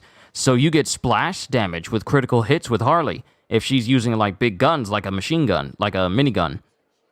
Let's see. SMG kills increases the damage of your next melee hit, so you can synergize between melee kills and SMG kills. That synergizes.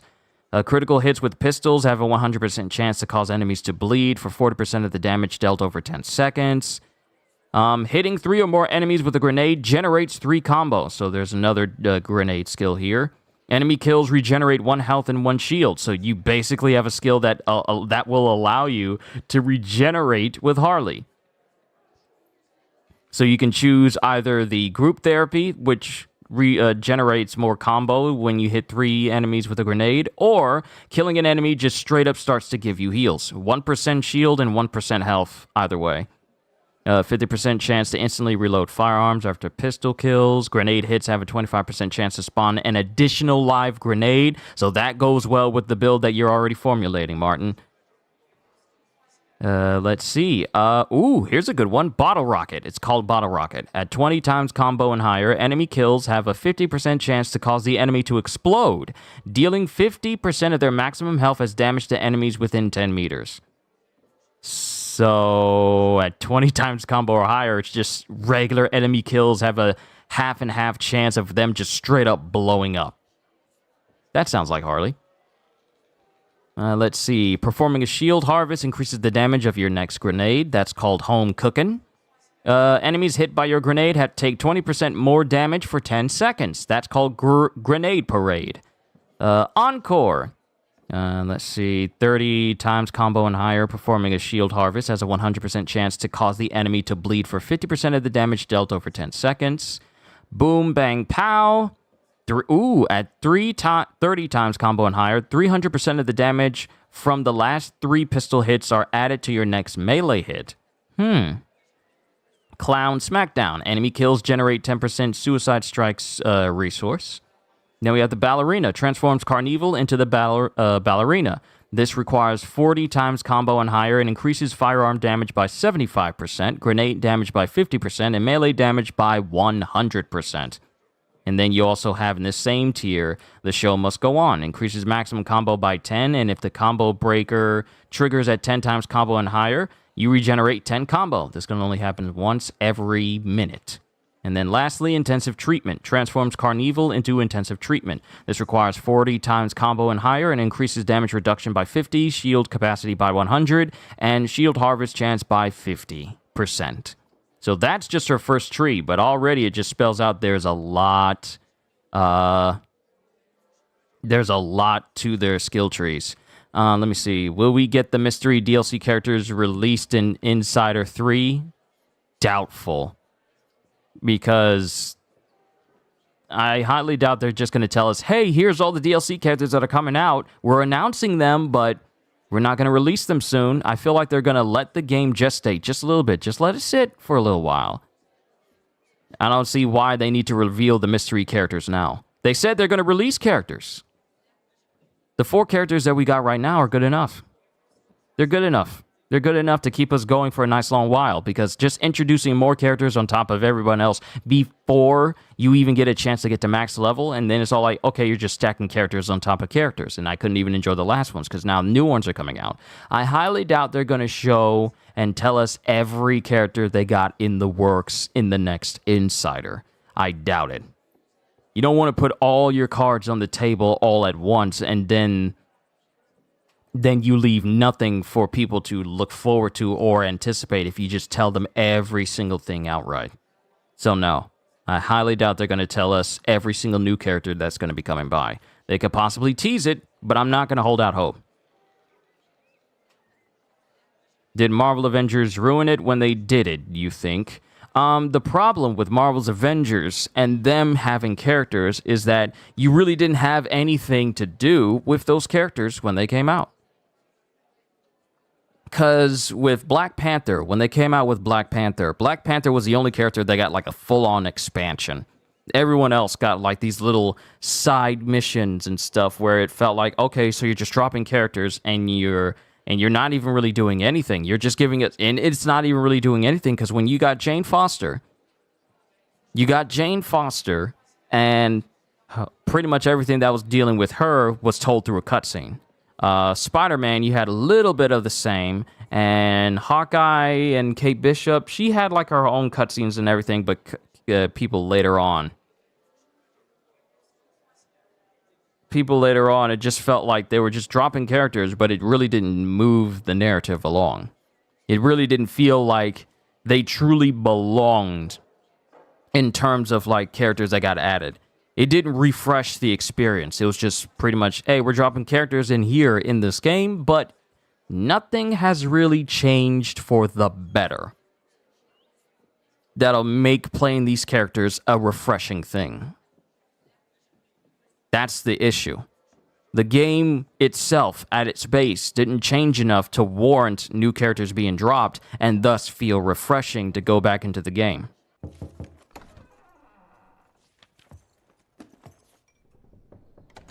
Gravener's with you? He sends his regards. He's afraid you'll try and talk him out of retirement again. I don't believe either of us want that. You know he did risk his life to get this for you. That's Harrow's trinket. I'm sure you'll both be rewarded accordingly. Edgar isn't some civilian looking for a medal. This is all he knows. Your institute saw to that. My institute? This isn't about Agent Gravener, Jesse. We are on the cusp of great progress, great change. Today's presentation is of critical importance to the family. After which... Edgar is family. After which, I expect you to step up to your duties here at the Manor. With all due respect, Director, I am a field agent, not a paper pusher. You're a rentier! Why must you always make me spoon-feed these things to you, Jesse? There are bigger things at work here than running around in caves slaying beasts. I do believe someday soon you will see it my way. And if you don't, it's my responsibility to force that change. Now, leave me be. I must prepare for the presentation.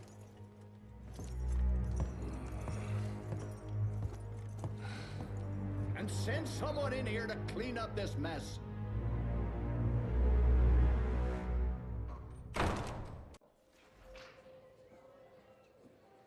Kyushu found a character from the movie that could work El Diablo from Suicide Squad. See, I keep bringing this up to people, but El Diablo already has a presence in the game.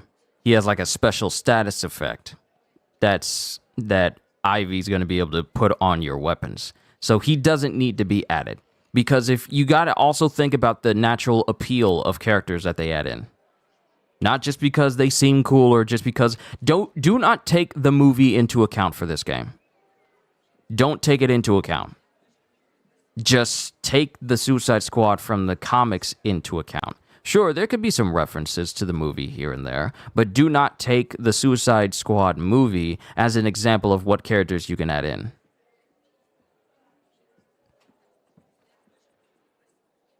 But you also got to think about the popularity of the character that they add and how much people will actually want to play as this character. Because if you had to choose between El Diablo and Deathstroke, people are going to choose Deathstroke, no problem. If you had to choose between Killer Croc and Peacemaker, people are going to choose Peacemaker. Simply because of the popular opinion and the appeal. Sure, you could add Killer Croc, but, I mean, we already got King Shark. He's the big burly mutant creature humanoid on the team. He already fills that role. You don't want to add characters who play too similarly to each other or have characteristics that are in the same category as another. Too closely, that is. Should have seen that priest armed with holy water, crosses, and whatnot. And that tick. He's scared stiff.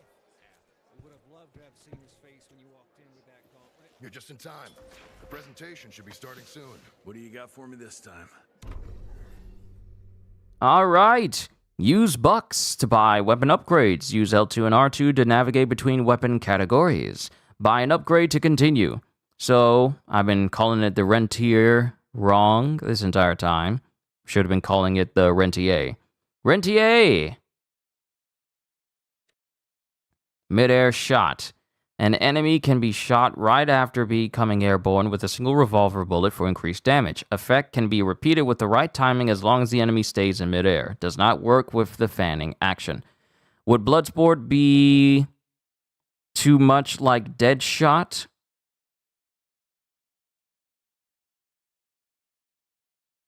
The difference would be is that Deadshot is completely different from Bloodsport because while both are good marksmen, Deadshot is a person that never misses. And while Bloodsport is also a good person with firearms and such, he's good with any weapon in his hands.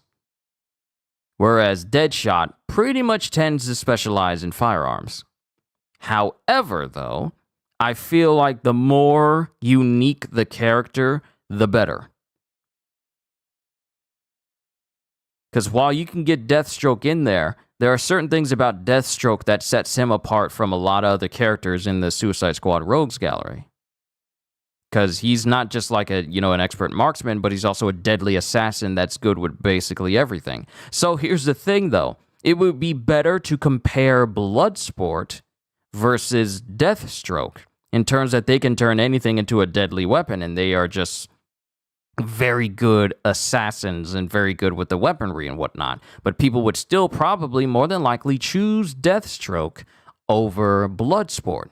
And people would choose Deadshot over Bloodsport. Once again, do not take the Suicide Squad movies as a starting point. You got to look at it from a comic book standpoint. There are some characters that have been in Suicide Squad that would seem like they play too similarly to the present characters that we have, so you got to rule them out. Like, I've seen people say, like, what about KG Beast? Leave him out. Doesn't matter if he's a cyborg. He's not unique enough for him to be a character that's all like, oh, okay, so he's a cyborg, but what else can he do? So you got to think more varied in terms of characters, and then you also have to think about, like, okay, so these characters are also going to be using guns. Does this character using guns go against their entire character in the comics? Because people say Katana, but Katana's pretty much a good guy now, and she only uses her sword. She doesn't use guns, so keep Katana out. And people say, like, Enchantress, but then I'm all like, okay, so Enchantress, the person who uses magic, you want her to start using guns? So there's that. So there's a handful of variables you got to keep in mind when you're thinking about, like, what can be added, who can be added, and all that. You got to keep that in mind as well. So mid-air shot and do not disturb. Healing is now followed up with a short 5-second invulnerability. Oh yes, that would be useful. Why is it so expensive though? Not being interrupted when I am healing is good. Hitting a weak spot now restores a bullet spent on it. Oh. Okay, now we're starting to get some good stuff.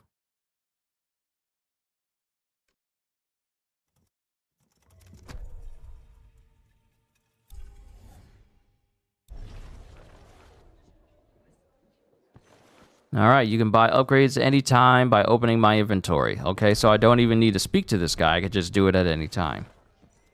And now we gotta attend the presentation. Which is where? If you were a developer of Suicide Squad, what DLC characters would you add from the comics? If I was a dev, I would add Deathstroke. I mean, that's not even a question. I would add him. But since I'm not a dev, I can only speak from what I, as a player, would want.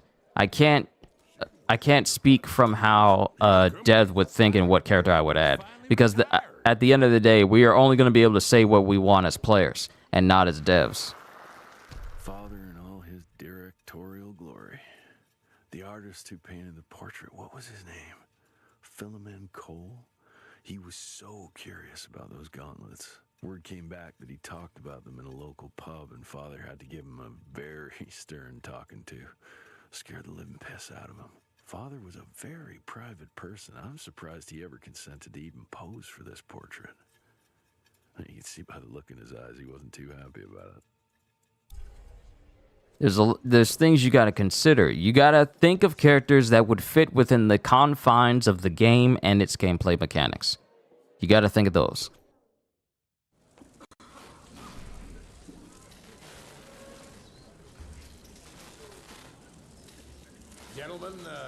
Gentlemen, if you'll take your seats. And, welcome. Yeah, I'm Assistant Secretary of War, James Harrow. President Cleveland wants you to know how appreciative we are of the vital service the Rentia Institute performs, defending our great country from monsters of all shapes and sizes. He also wanted me to make sure you're not blowing all our money on Mexican Monty, but that's another conversation. Yes, quite. Well, as I say, keep up the good work. God bless you all, and God bless America. Thank you all for gathering here tonight. It's rare we gather in such numbers, but I believe great progress calls for momentous celebration. Our efforts in the fight against the sanguisuga's spread have too often been baffled by the creature's most insidious weapon, their so-called glamours. These impenetrable illusions have allowed countless fiends to slip through our grasp for too long. That ends now.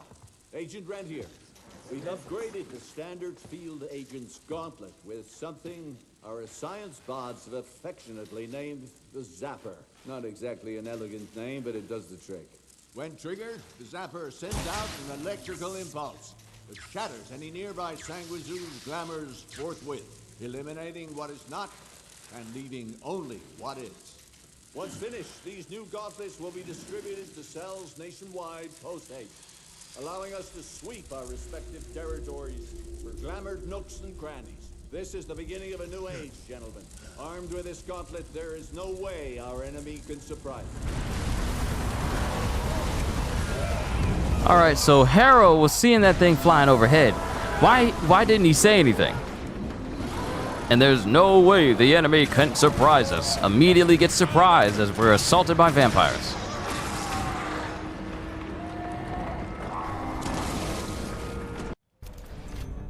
Zapper! Innovative device created within the RI to disrupt the vampiric illusions. Worn on the left hand and utilized as a support tool in combat thanks to its capabilities to discharge and create an electric arc on demand. Press L1 to block. The Zapper can electrocute enemies. Press the R1 block button when the enemy is attacking you to electrocute them and make them open towards the E combo.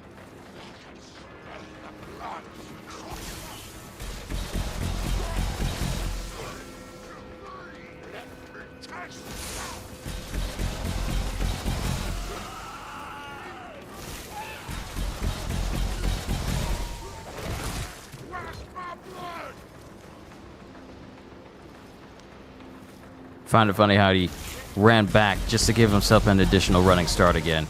He doesn't believe in punching just right then and there. He's got to be all the way up on me. And we got a new perk. Okay. We got something new now. Nice. We got a whole string of skills now. Short circuit. Killing an electrified enemy yields an energy pickup. Does not work in supercharged mode. Wireless transmission. Killing an enemy with E combo greatly increases the damage of the next 3 melee punches. E punchline. Adds a strong explosion around the end of an E combo. And then enhanced combo. E combo now contains more punches and speeds up even more. Then that's unknown. Then we have Zapper block and then projectile block. Press L1 to destroy the incoming flying projectile attacks. Doesn't work with bullets and shockwaves. And then discharge block. Zapper block can now affect multiple enemies at the same time. Nice. Pick it up. All pickups are now collected from a much wider distance. Maximum energy is increased by an additional battery. On a roll, get battery with every 5th gauntlet finisher executed. And Blood and Thunder. The zapper slowly drains health in exchange for energy. It takes 30 seconds and 50% of max health to load one energy segment. Careful, the bleeding can be lethal. Why would I get something that could put me at risk? Just a question. And it looks like it can be electrified too. We'll see how things go. Jesus Christ. Hope Edgar made it out in one piece. Zapper pull. The zapper's electrical arc can pull enemies marked by, well, the electricity symbol inside their HP indicator. Hold L1 and down to pull the enemy and automatically electrocute it.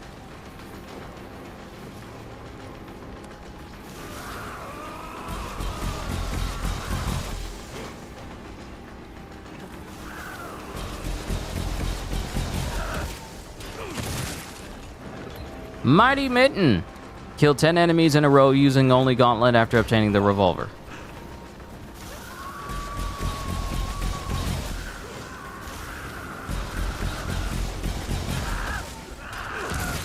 Okay. Not like that was going to be a hard thing at all.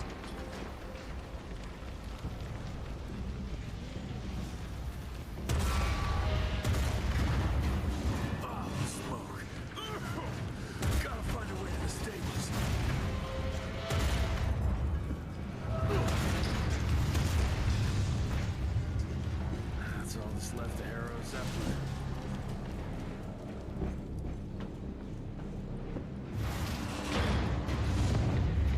Maybe I can string a rope somewhere. That's a strong whip you got.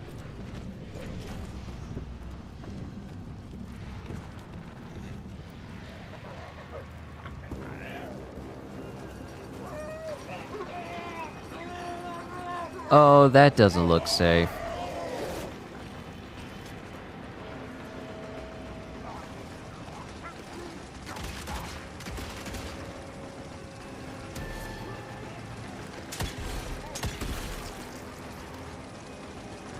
This on Game Pass? I don't know. I don't have Game Pass because I don't play Xbox.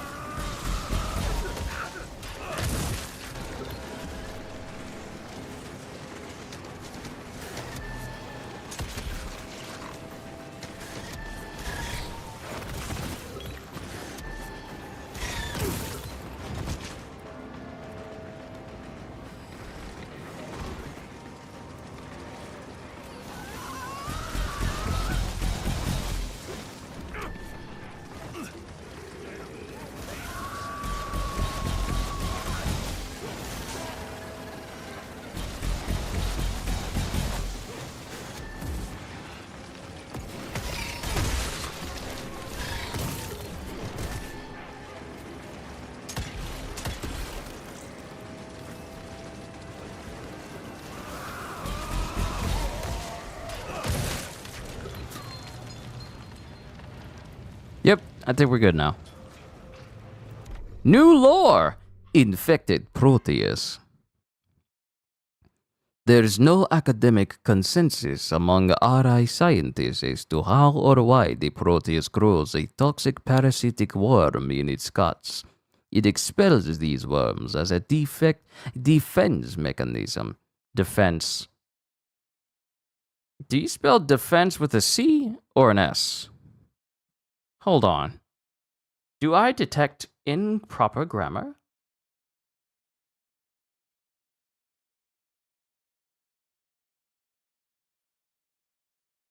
You do indeed spell it with an S.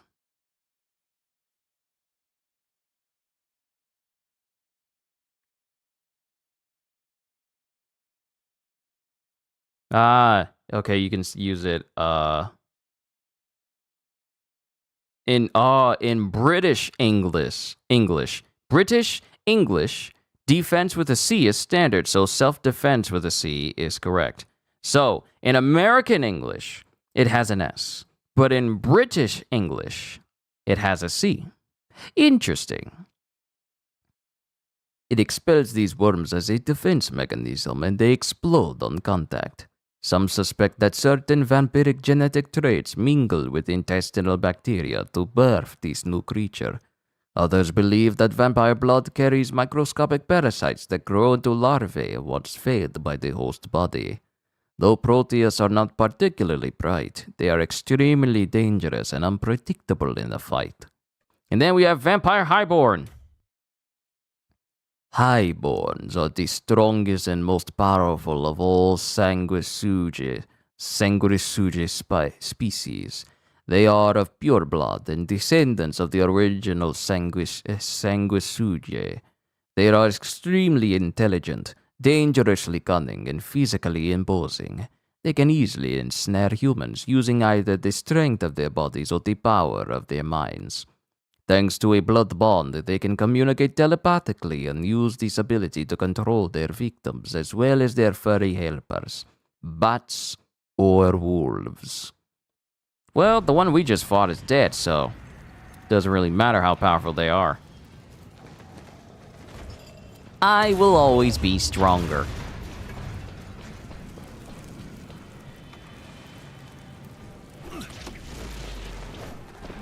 I'm telling you, there is so much red in this game. Perhaps a bit too much red.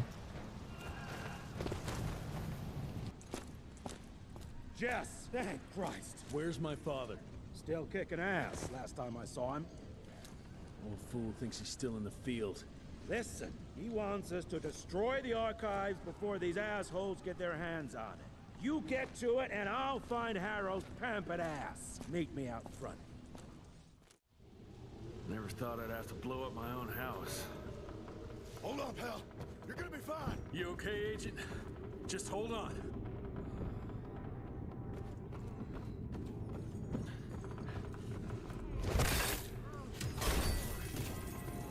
It's good to know that I can just get a whole heaping helping of money. Christ, what a massacre. I'm gonna find who did this and tear them a new asshole.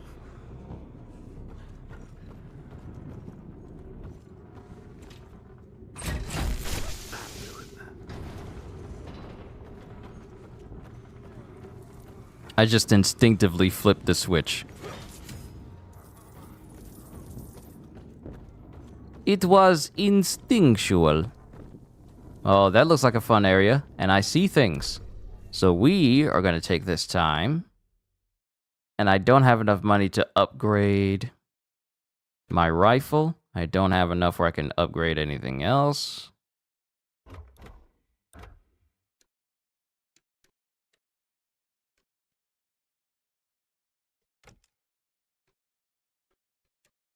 Wow, I wonder why it was telling me I had some perks to look at when it's still the same. Zapper Dash. The zapper's electrical arc can be used to dash towards the enemy. Hold L1 and press up to snap onto the enemy's position and electrocute it.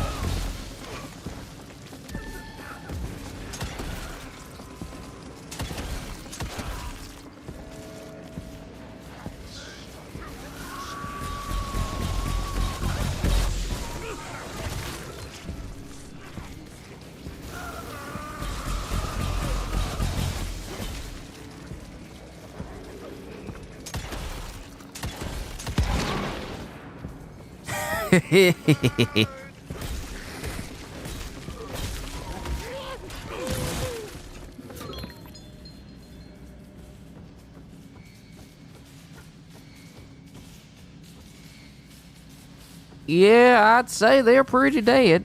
I don't think we need to worry about them anymore.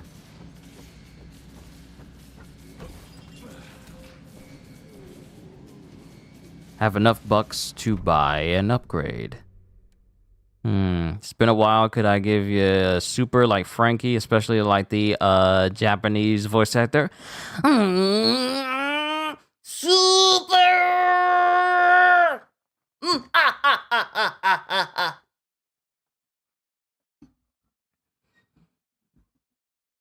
Weapons recto, strong right. There's just something about Frankie's voice actor, the way he rolls his R's.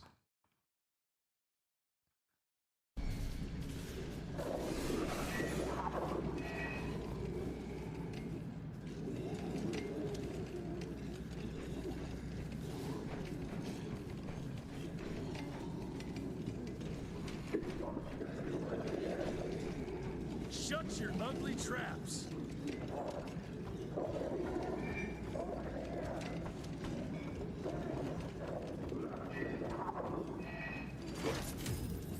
Here's my question. Why are ya... Ow! Why are they keeping vampire heads in here? Like, for what purpose are they keeping vampire heads in here? I can smell the gas.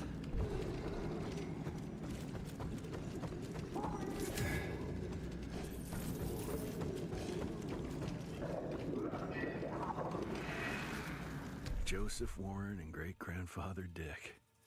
To find the Tick headquarters, he let the Brits take him captive. Would have loved to have seen the surprise on their faces when he incinerated those Tick nests and saved their royal asses.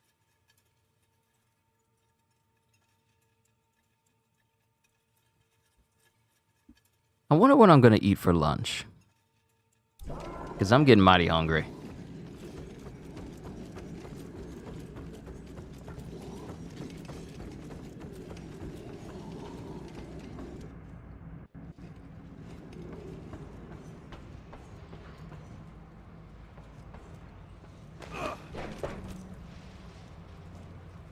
Am I gonna be ambushed all of a sudden?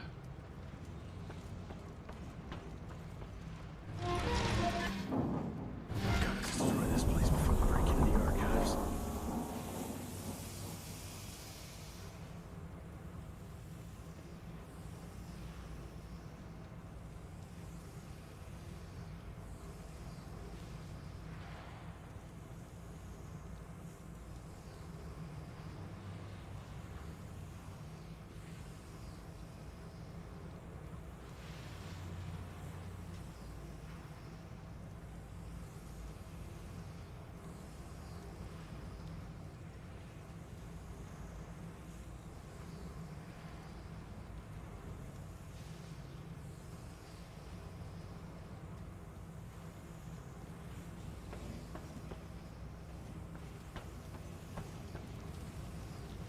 Either that or a boss battle.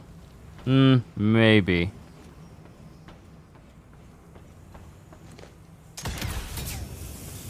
Oh right, I gotta blow up the building.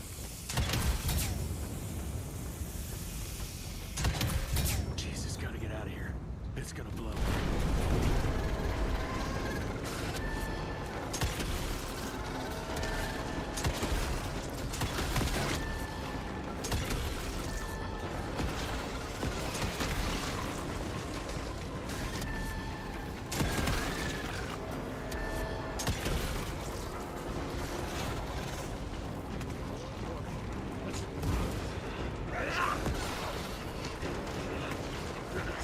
Come on. Thank you.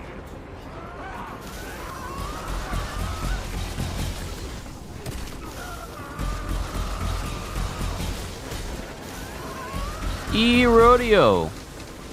Kill 20 enemies using the E combo.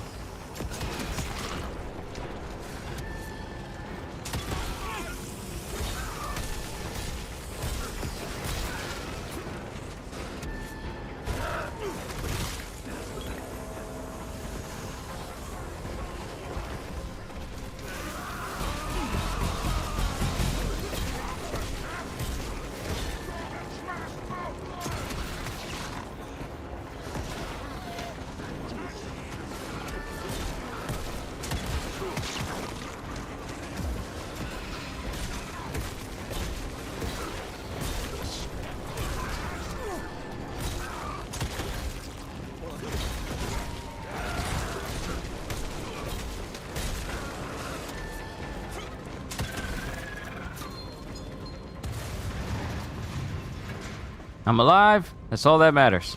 It's time to go. Church on the move.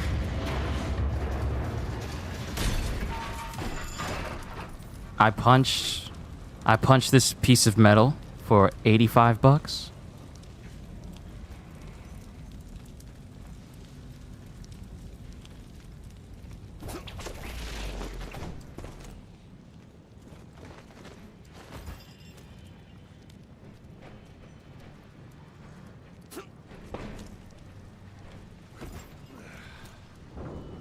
Now to find my father.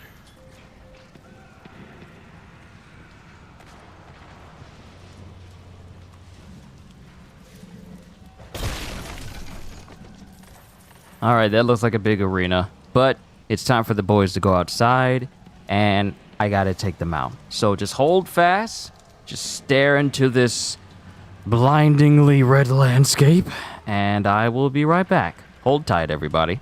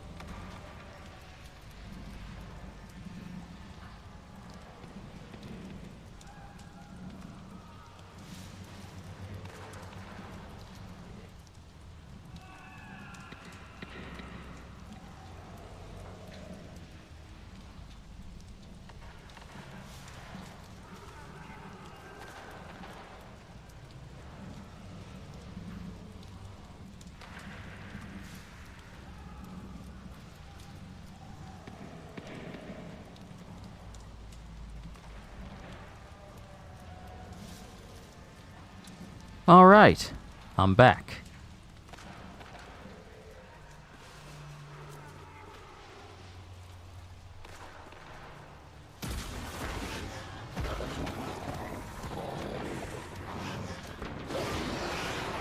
It seems we have a new enemy type. Shall we proceed to eviscerate?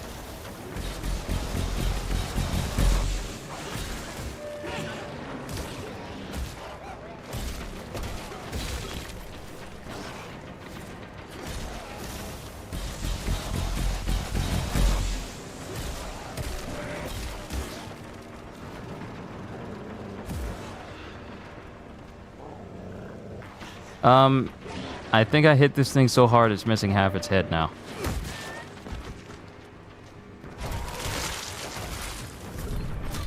Oh, we leveled up. Nice. Oh, I was wondering what that bar was down at the bottom. Apparently it was my experience bar.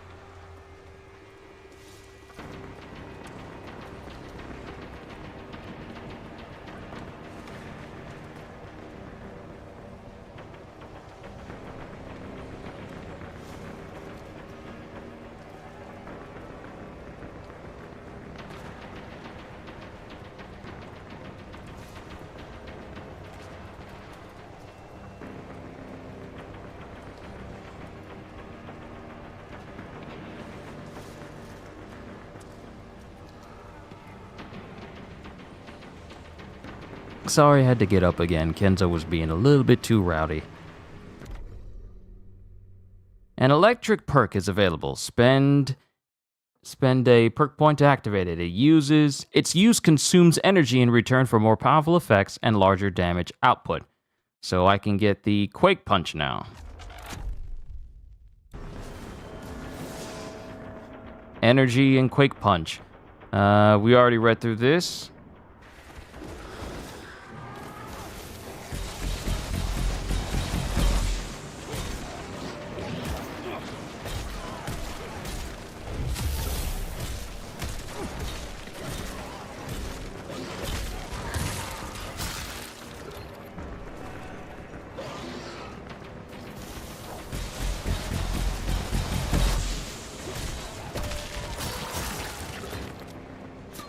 So I'm wondering just how strong is your boy Jesse here for him to be able to not only sling these things around. Oh, I can buy another upgrade. Mid-air shot. I'm gonna wait. I'm gonna wait and see if I can get an upgrade for my melee.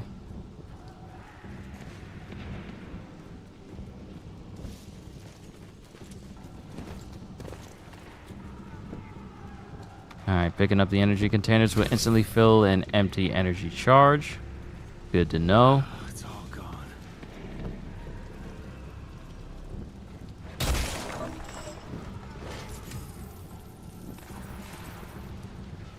You know what? I may have another like Elden Ring stream where I go to the end of my strength build, because I got like a really strong strength build right now that I still need to progress through before we get any new announcements for the Shadow of the Erdtree expansion. So I think I need to have a session with Elden Ring and continue on from there. That's just been on my mind. Buhag. Buhags first appeared in Gula culture and folklore, but they are no myth.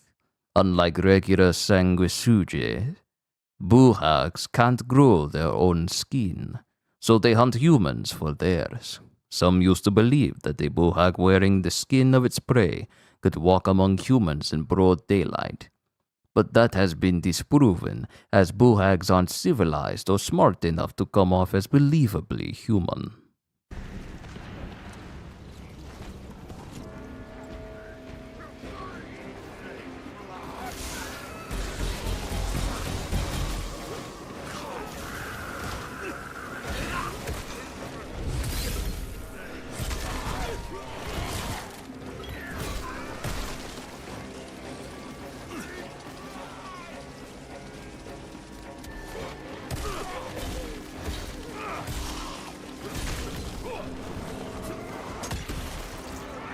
In the fields.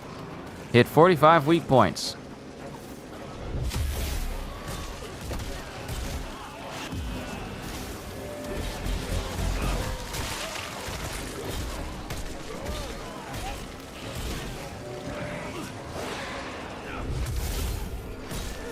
Yo! Kitty, welcome back. We got a new landscape. Yeah, the vampires have attacked the main hub of this place. They've attacked. And I've gained some new abilities, such as Quake Punch and energy stuff, and I'm just now realizing that me attacking that guy... Oh, thank God. Oh, thank God. I almost died. That was way too close for comfort.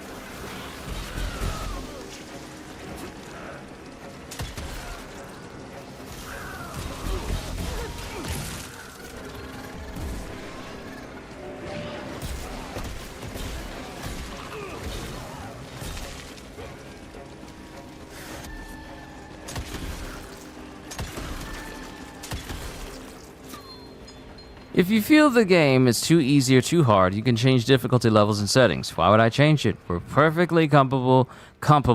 We are comfortable where we are. But yes, the vampires have attacked the Institute. And now we got to kill them all. But I was also, Kitty, talking about I'm going to have another session where I'm playing through Elden Ring, where I continue with my strength build that I have. My Unga Bunga, if you will. I need to continue with that, because the last place I stopped was at the Mountaintop of Giants with my strength build. And I need to get back into that and progress that further, so that could be another file I use once we start to hear some more from Shadow of the Erdtree, and hopefully get like a... find out more about it. I need to prepare. I need to prepare my Elden Ring save files for them. Fuck is this?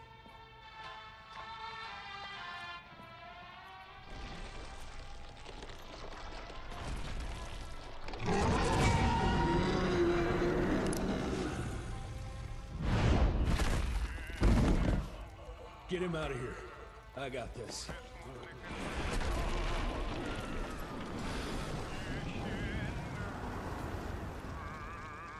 Don't be cross with me, Father. I couldn't leave you at the mercy of these savages. Could you not do that, you fleshy toad? You nearly hit him.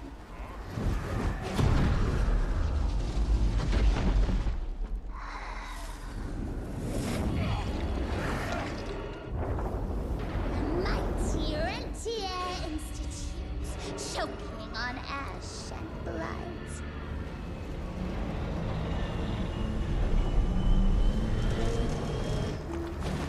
I had hoped you'd make it more difficult.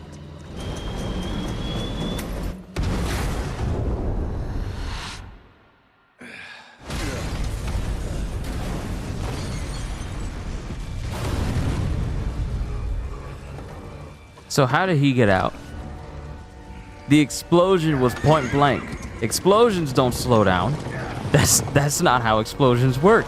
Explosions don't slow down. So how did he manage to get outside of the building and safely out of range of the explosion when the explosion happened while he was still inside? How fast is he?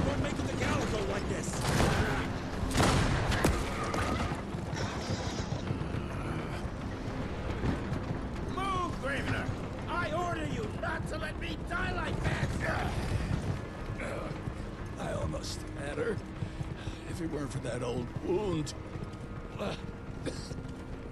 Oh, Jesus Christ, don't get old, son. Yeah, never get married. Now stop blabbing, you're gonna be fine. I know what I'm doing. This is the key, Jesse. Don't let it out of your sight. It's all we've got. It's in your hands now. We need to stop! Stop! We need to get the fuck out of here! We need to find a defensive position to hold us over till morning. Then we head to Calico.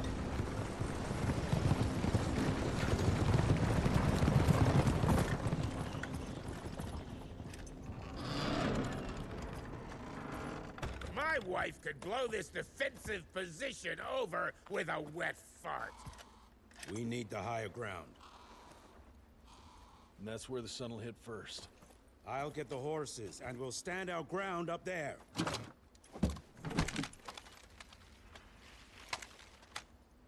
Yay, new weapon, Rentier Boomstick. You tried taking Millennia on, but with a lowly mage build, died so fast. Here's the thing, kitty.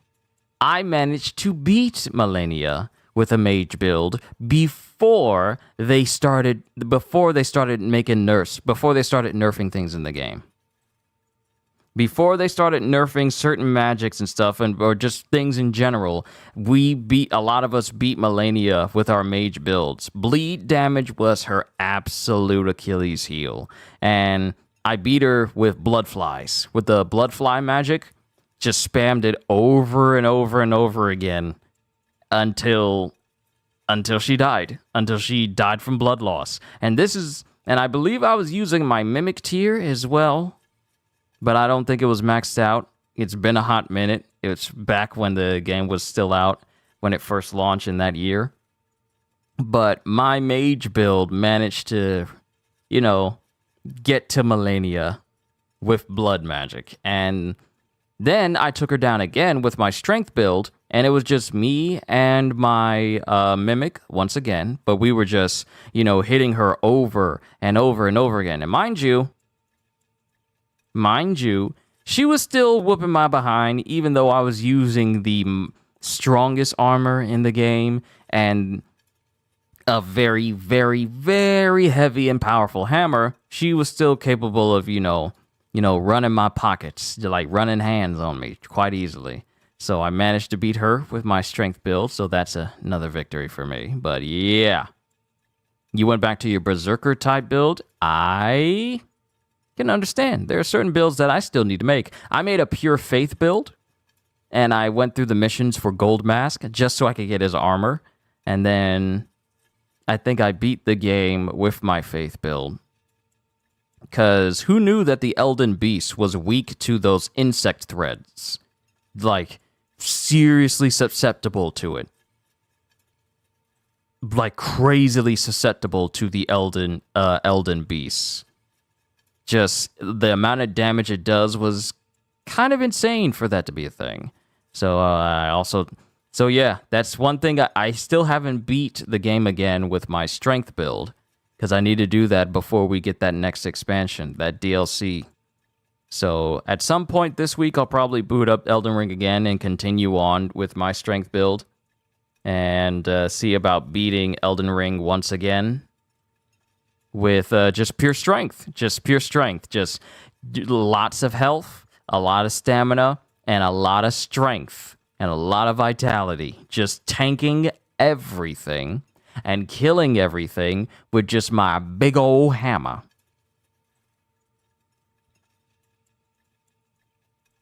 So that's probably what I'm going to do this week. I don't think it's going to be tomorrow, because tomorrow will be the next chapter of Dragon Ball. So I'll probably do it on a Thursday. Remember playing it the first run through and being, not going to toot your own horn, a savage with it? It was so much fun dying and trying over and over again and beating it finally. Elden Ring is a masterpiece. Okay? Can we just call that? It's what you would define as a game of a generation. It was by far one of the greatest games I have ever played. And I played a lot. On not only on this channel, but across my entire life. And Elden Ring is, bar none, one of the greatest gaming experiences a person could ever go through.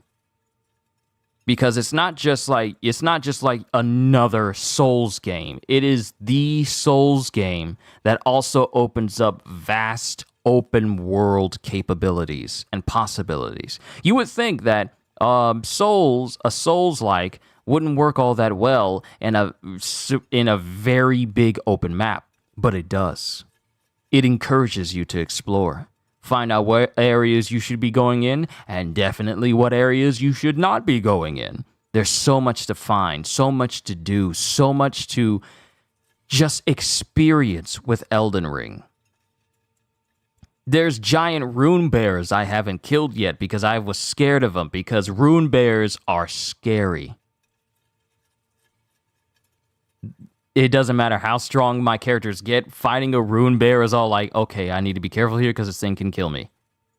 Even with my strength build, I gotta be careful with rune bears because they're rune bears. And not only that, but revenants as well. You know those super creepy crawly dudes that crawl ridiculously fast and hit you over and over until you have no health left and then decide, you know what, now I'm going to stop. Rune bears and revenants are by far my most hated enemies in the entire game.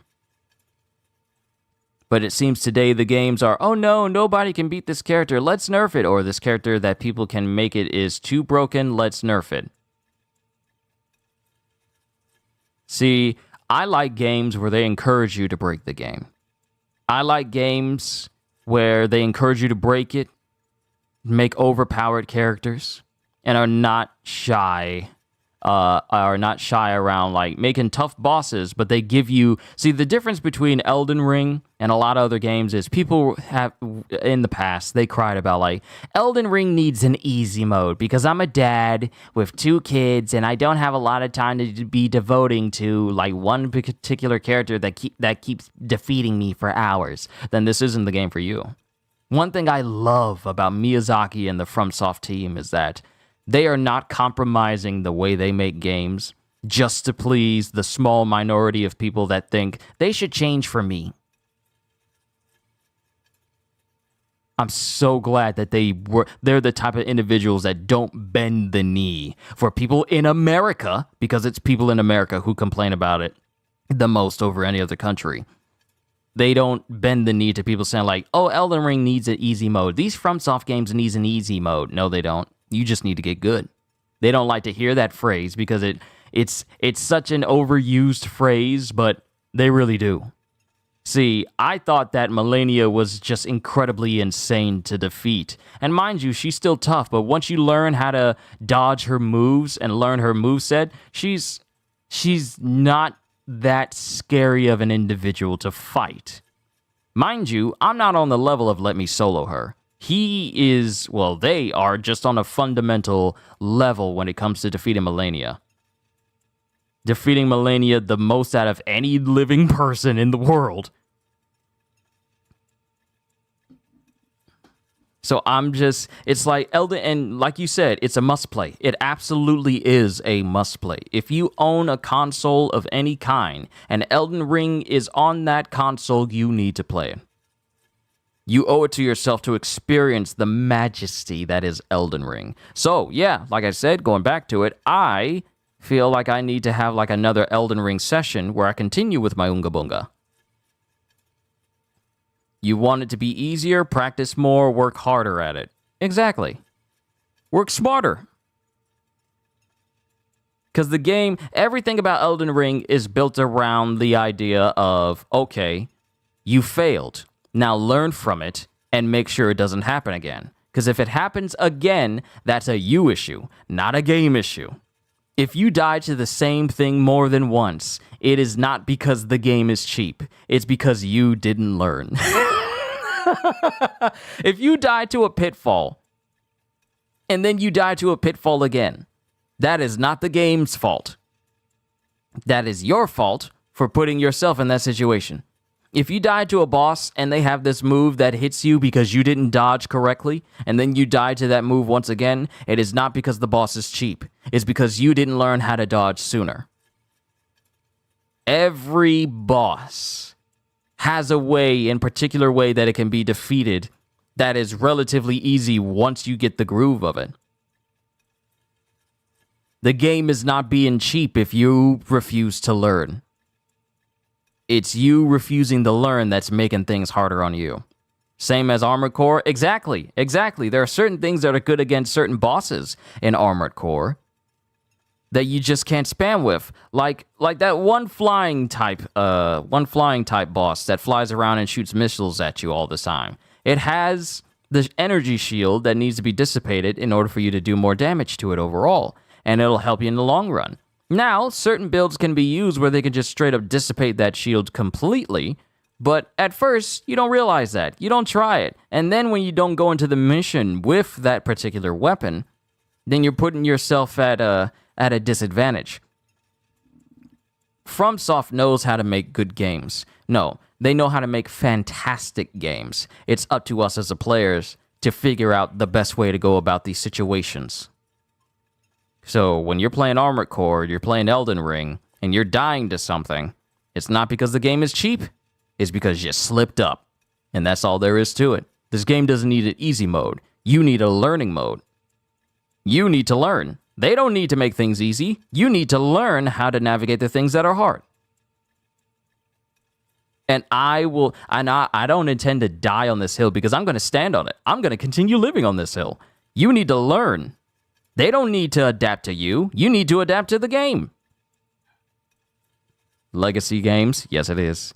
Brentier Boomstick, a heavy-hitting, sawed-off shotgun ideal for close combat and capable of dealing damage to multiple enemies. Use it with square when not on cooldown. Wait, this is a weapon that's on a cooldown?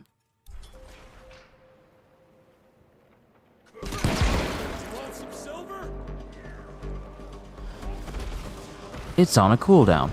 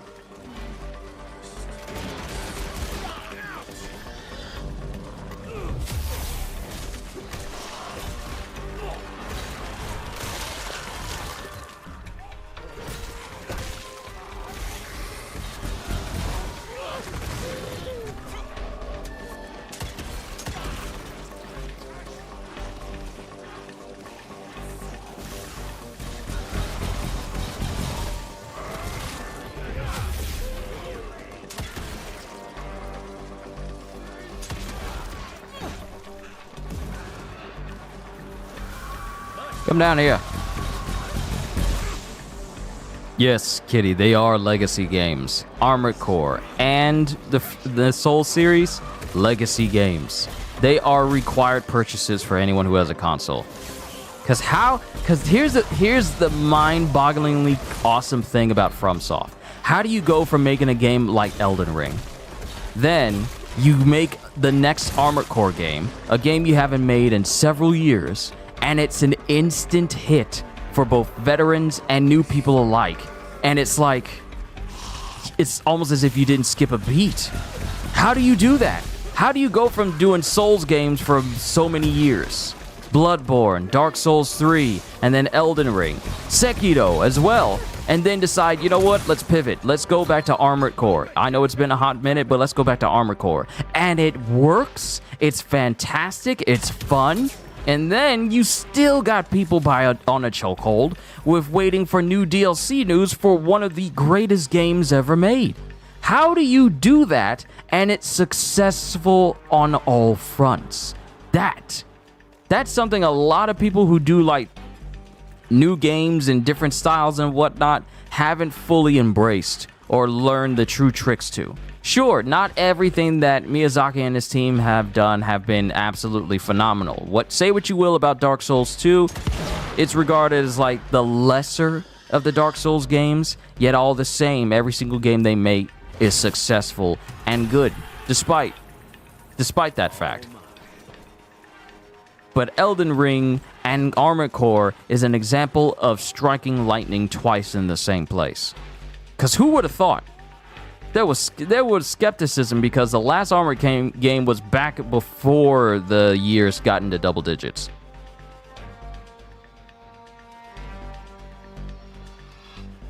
and then they release an Armored Core later on. Actually, I think I'm wrong. I think Armored Core 5 came out in like 2000, in the 2010s, I think. Hold on, let me look it up.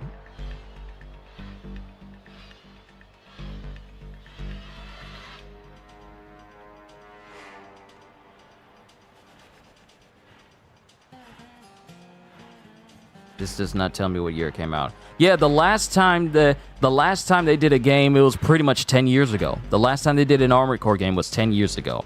And it's almost as if they lost nothing. They didn't skip a beat. So how do you make Elden Ring? Then without skipping a beat, you create the next Armored Core. It's fantastic. You make fans out of people who have never played the game instantly. And then you still got the potential of, keeping people invested in what you do with the next expansion for Elden Ring. And expanding on a 10 out of 10 game already. See, this is the reason. That's why flipping out when you said a new Armored Core game was coming out because it's been a hot minute. They don't miss whatsoever. It's amazing.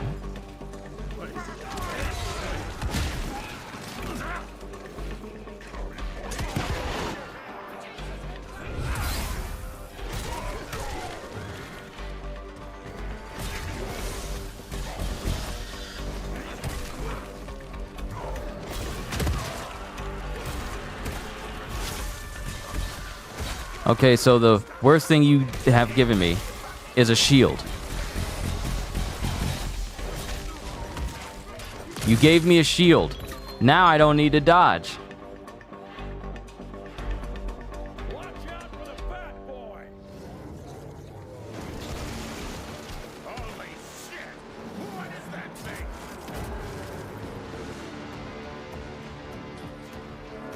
Shielded enemies. To damage and eventually break the enemy shield, hit it with R1 gauntlet punches or the square Rentier boomstick, which is significantly more effective.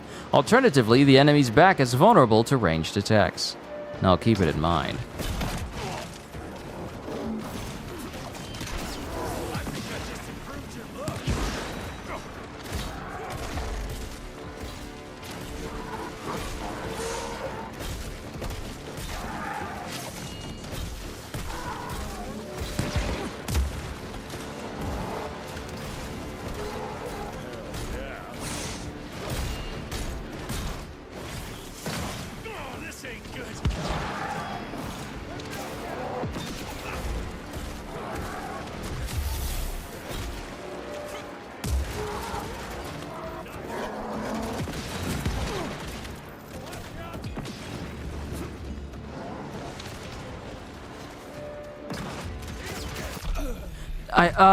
I hit the wrong button to dodge. I hit the wrong button to dodge. But yeah, Kitty, I can't wait to see the next thing they're gonna... if you had one game to call your favorite regardless of release date, what would it be? That's actually a tricky one. Do you mean across my entire history of playing video games, period? Or, just recently? Because if I had to choose from one singular video game to call my absolute favorite above all else,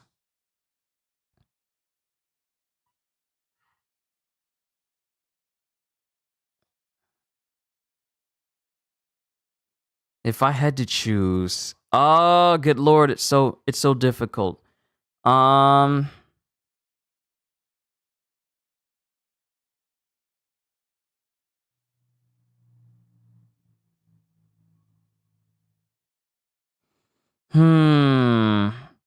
Ever.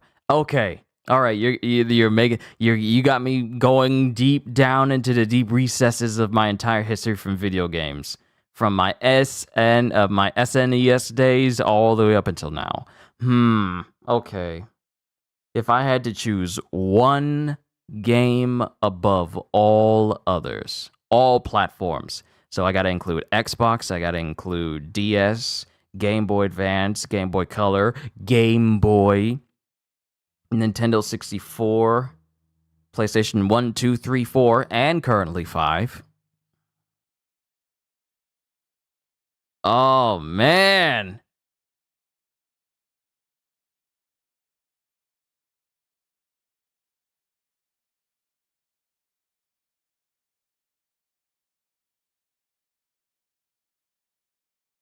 Oh, oh, this is actually difficult. I gotta look at my bookshelf. I gotta go through it real quick. Hold on, give me a sec.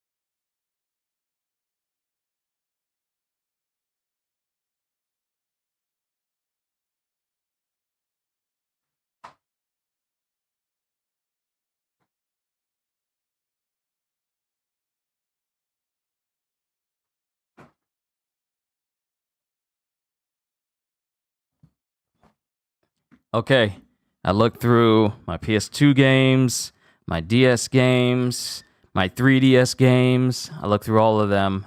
Well, at least I skimmed over it. Let me be honest, I skimmed over it. If I had to choose one game to call my absolute favorite, regardless of release date and across all platforms,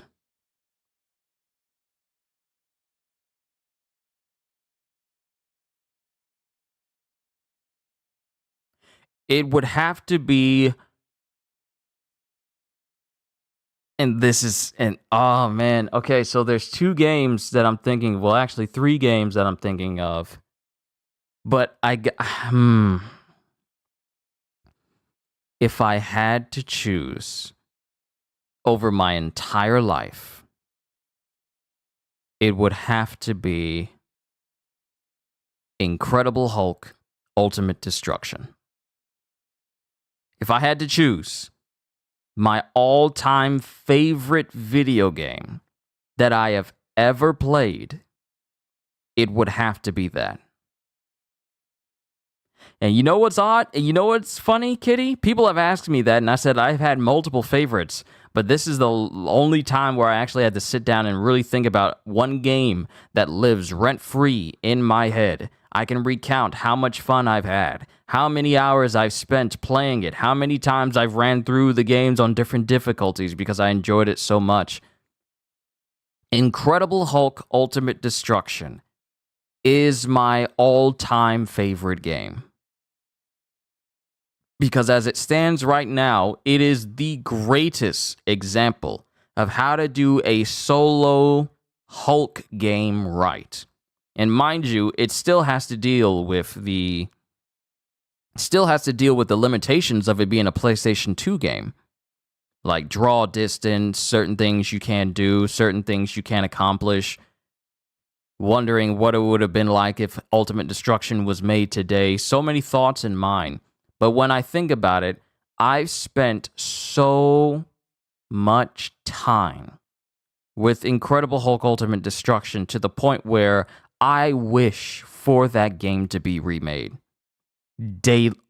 Anytime you ask me what game I would love to be remastered, that is at the top of my list. When people are talking about Marvel games, I'm always hoping that they're talking about a Hulk game. When I bought Marvel's Avengers, I bought it with the hope that the Hulk of that game would function and be just as powerful as the one from Ultimate Destruction. Needless to say, my disappointment was immeasurable. Marvel's Midnight Suns is the closest I ever got to an Incredible Hulk who is just ridiculously powerful. Even with the turn-based card-like combat, this Hulk is strong. And his World Breaker, it might as well be like a critical atomic slam from the Ultimate Destruction days. But it is not a solo Hulk game. So I can only judge it based on my experience of playing just one version of Hulk. And even Hulk from the Marvel Ultimate Alliance game, he can be strong too. But Ultimate Destruction is just on a wholly different level. On a completely different level. That I don't think a single person who has attempted a Hulk game since has reached yet. If I could ask for any game to be made nowadays with the technology we have now, I would want a Hulk game above all else. Over Black Panther, over Iron Man, over all the Marvel games that are being made right now, I would want a Hulk game over them all. Because that just screams to me the perfect muscle relaxer, the perfect therapeutic experience after a long day's work. You had like a hard day at work, boot up Hulk and just destroy everything. Let your rage out.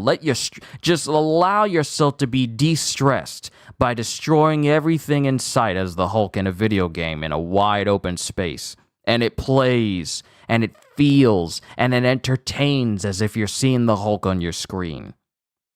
That is what I want. What Insomniac has done with Spider-Man, what Rocksteady has done for Batman, I want someone to do the same for the Hulk. All his strength, the madder he gets, the stronger he gets, jumping high into the air or miles into the distance. And it's just, you're just overcome with this overwhelming sense of power in everything that you do. Everything just screams Hulk. Taking out entire buildings, fighting giant foes or supremely strong foes. The true Hulk experience, that is what I want. I believe you meant catharsis. If that's what that means, then yes. If that's the correct term to use. Not therapeutic, but catharsis. Cathartic. Yeah, I think you used that word before. But I keep using therapeutic because I guess, vocabulary tick or whatever.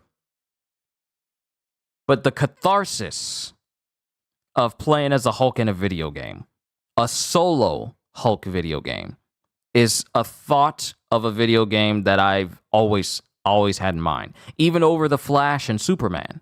Over a Flash and Superman game, I will take a Hulk game. Years, decades even. This has been present in my mind ever since I played Ultimate Destruction. So yes, Kitty, my all-time favorite game is Ultimate Destruction. And Senior knows how much I love Hulk as a character.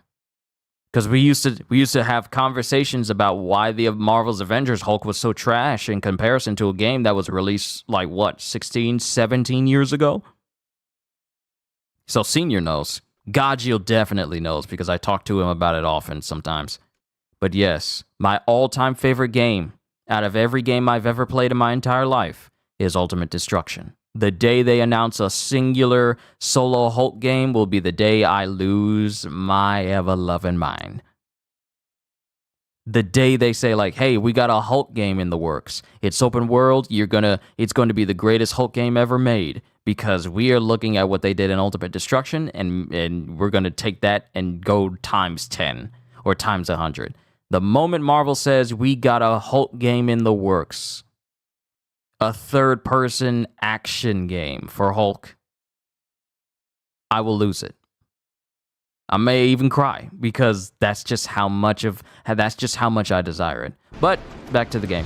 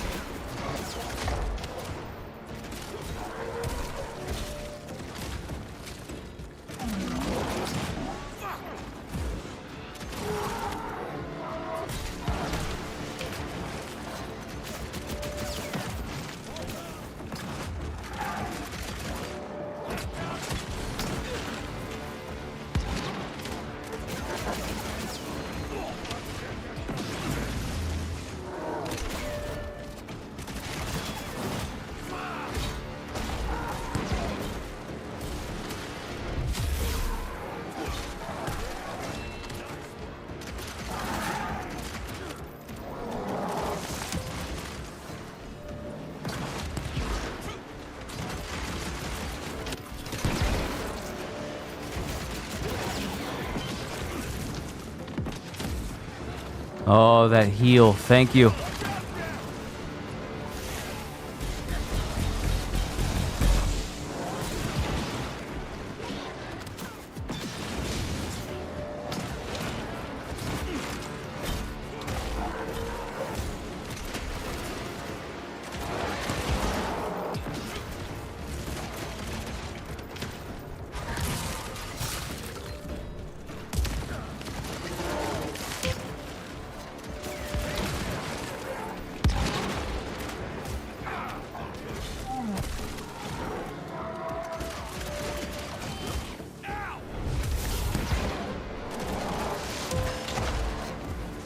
Here we go.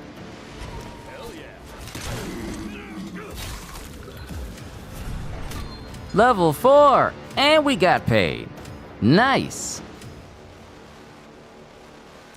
Now that I can level up, I can get another upgrade. 1 bullet shy. The revolver can now fit an additional bullet. And then, Fist of Steel, performing the Zapper Polar Dash supercharges the gauntlet and greatly increases the next melee punch damage. Since I'm doing a lot of melee stuff, it might be good for me to buy this upgrade. And now we got a boomstick.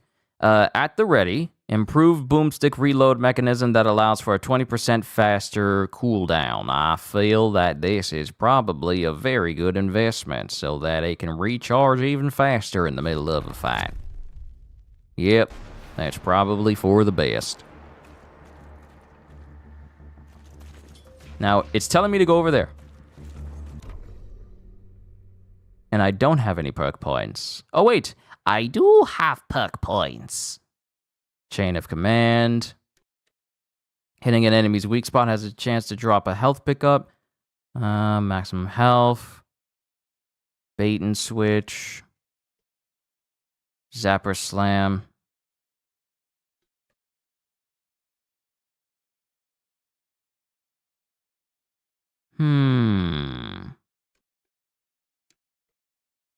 All pickups now collected from a much wider radius. It'll probably be good if I get one of these.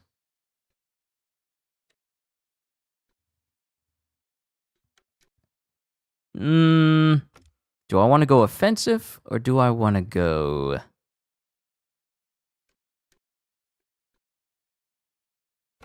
Nah, let's get some utility stuff. I think it'll be best if I did that.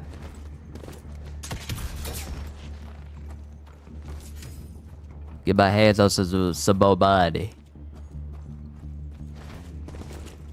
That being said, about Hulk and him as a video game on his own, I'm still massively excited. I'm still massively excited for the Iron Man game and the Black Panther game. Iron Man most of all, because it's been several years since we got like a good game where you get to play as Iron Man and it feels good to play. Well, actually, it's been a number of years where you could get an Iron Man game where you felt like you were Iron Man. Even if the movie games weren't all that good in the long run, at least you had the option of like, hey, I get to upgrade all this gear for Iron Man and do this and do that. So what Motive Studios is doing, which are the people who gave us the Dead Space remake, and since the Dead Space remake was so good, I have no doubt that Iron Man is going to be great as well. I can only hope that this Iron Man game that they're making will give us the definitive Iron Man experience. Like, what it's like to be one of the smartest people in the Marvel Universe while you're creating armors and all that stuff. There's just so many ideas I have for Iron Man that I hope they realize in his, first solo game that isn't VR or first solo game since the movie games back in the day. Can I do the pistol bullets from JoJo's Part 6? I've never done them.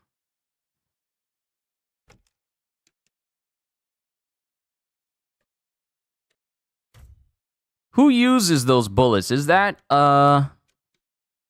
Bucciarati? Or is that, who is that? Or is that Mista? I think that's Mista. Think your favorite game would be Halo? While you like the first few Armored Core games, Halo really brought to the light your love for bloodshed.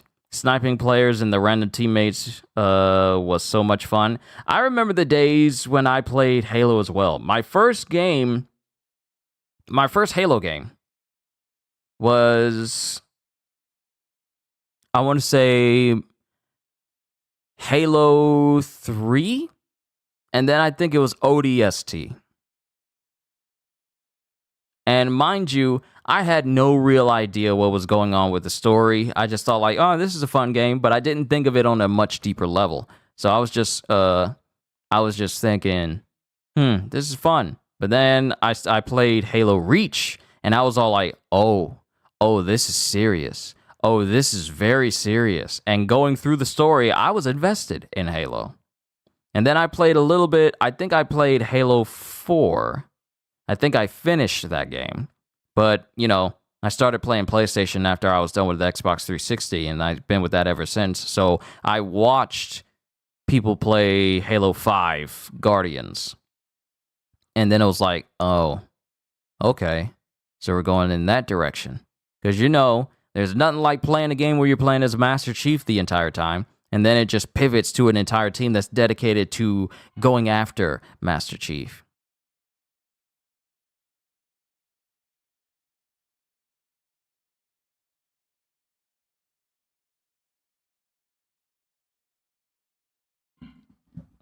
And you say do the intro music? Hold on, let me see if I can get like a chorus mod going. If it'll bring it up. It wants to be difficult. Let me get my chorus sound effect.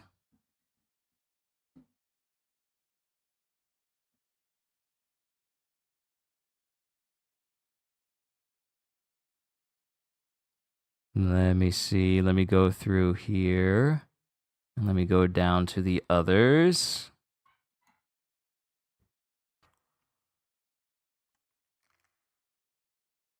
Let me hear how I sound. This sounds good. I could be.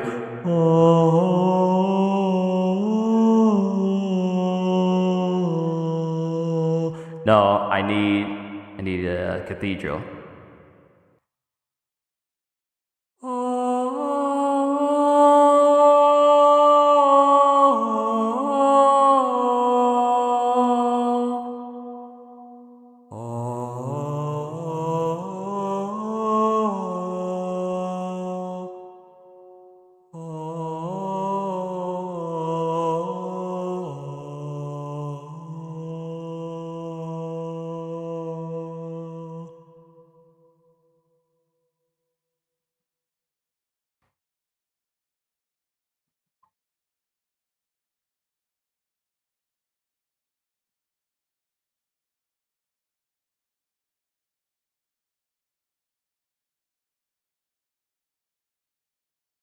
I had to listen to my playback there for a little bit. You know what? I think that Kyushu fella, he might have some decent singing pipes on him. I'm just saying. So we got a brand new enemy type, the Leecher. The Sanguisuke transport their transformative vampiric elixir in giant leeches. These massive invertebrates keep the quality and purity of the blood intact. To grow such large leeches, they must fatten up their victims and then use them as blood banks. Occasionally, the leech's bodily fluids mix with the blood of their victims and create a creature called the Leecher. It's massive, and though not technically a vampire, it does possess superhuman strength and agility. Alright, I grabbed everything here. Let's keep it going. And like I said before my community posts, and to everyone here, this probably isn't going to become a brand new series. I'm just playing this because it's, you know, something to do right now. But all my time is going to be spent with SS and Grand Blue when it's time. On top of everything else that I'm doing, there will be a ton of streams.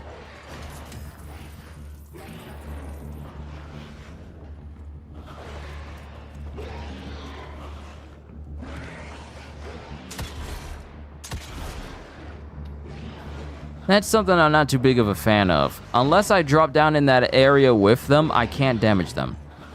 Time for raw meat seasoning. See you everyone tomorrow. Kitty, can't wait to hear more about the food that you're preparing, because I need to go ahead and prepare to get some food myself.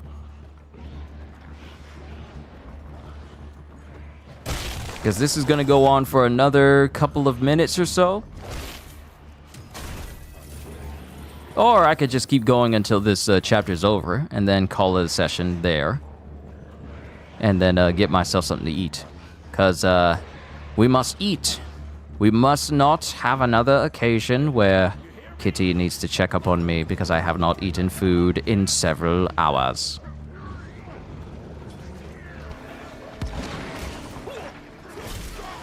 Survive until dawn. We got a full minute and 30 seconds to survive this onslaught.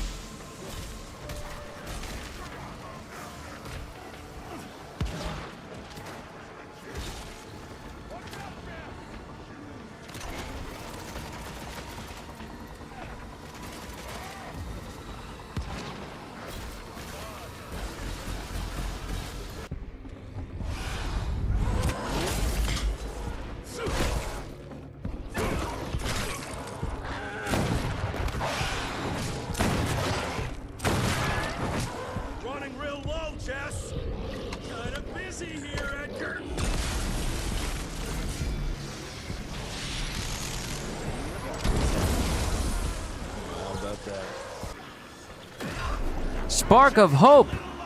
Activate the supercharged mode for the first time. Oh, look at us. We're teleporting. We're super.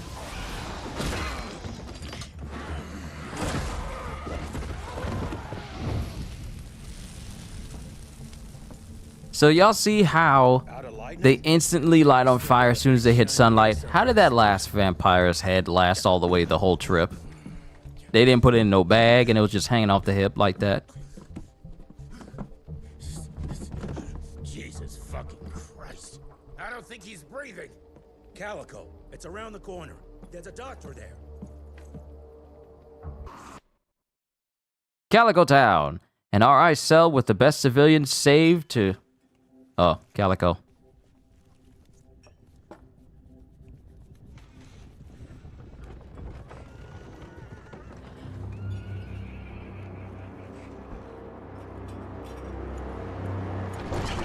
Doc, we need help. Lewis, Protocol Epsilon.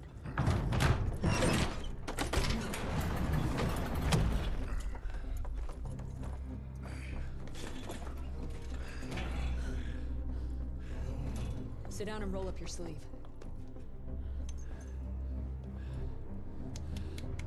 We will save your father, Mr. Rentier.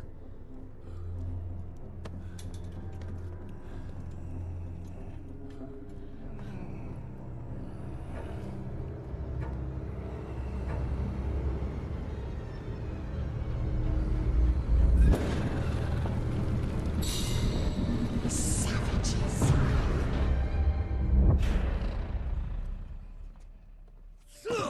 Hey. It's fine. He's the cell's engineer.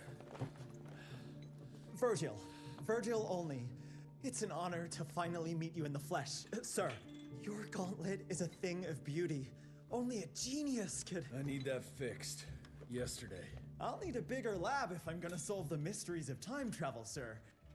I mean... How are we doing? Arrow needs a scapegoat. He won't leave without someone to blame for that fiasco. Pissed off little highborn looking for her maker's head? No one could have predicted that. I don't think she did all that for just Abano. We're missing something.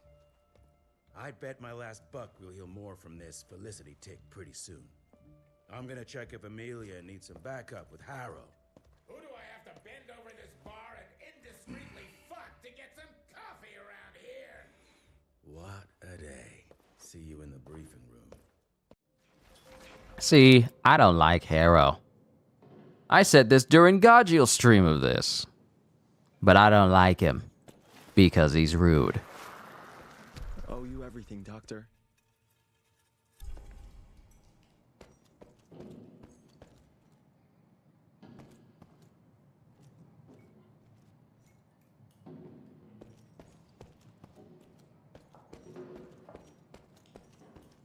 Need to check on my gauntlet first. There must be a workshop somewhere around. Mr. Rentier, Mr. Harrow wants to see you as soon as you're done in the workshop. I don't care what Harrow wants. I'm prioritize exploring the place and see if there's any secrets I can get my hands on. Because there's always secrets. Look at that. Glowing bags of money. How do y'all just leave these sitting out here?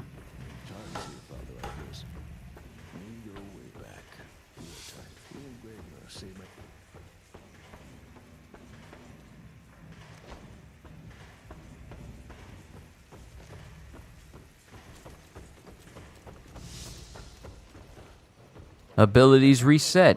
Use Virgil's new device in his workshop to reset and reassign all abilities and whatever. Upgrades and perks reset. Would you like to reset all weapon upgrades and perks? No. Just grateful you told me that there was a thing for it. But I'm gonna leave everything where it's at.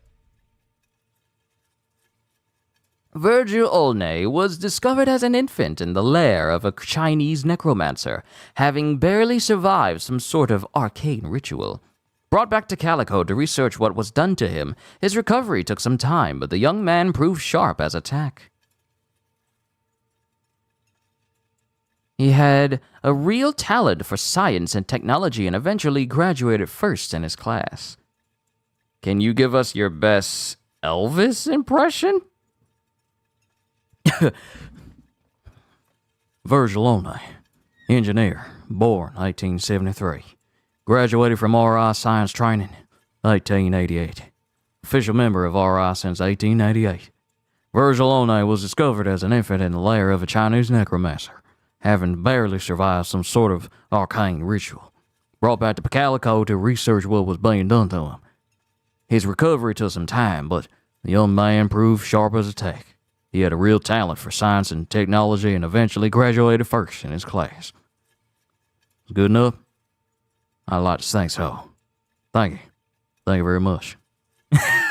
You know I had to add that in. You know I had to add that in.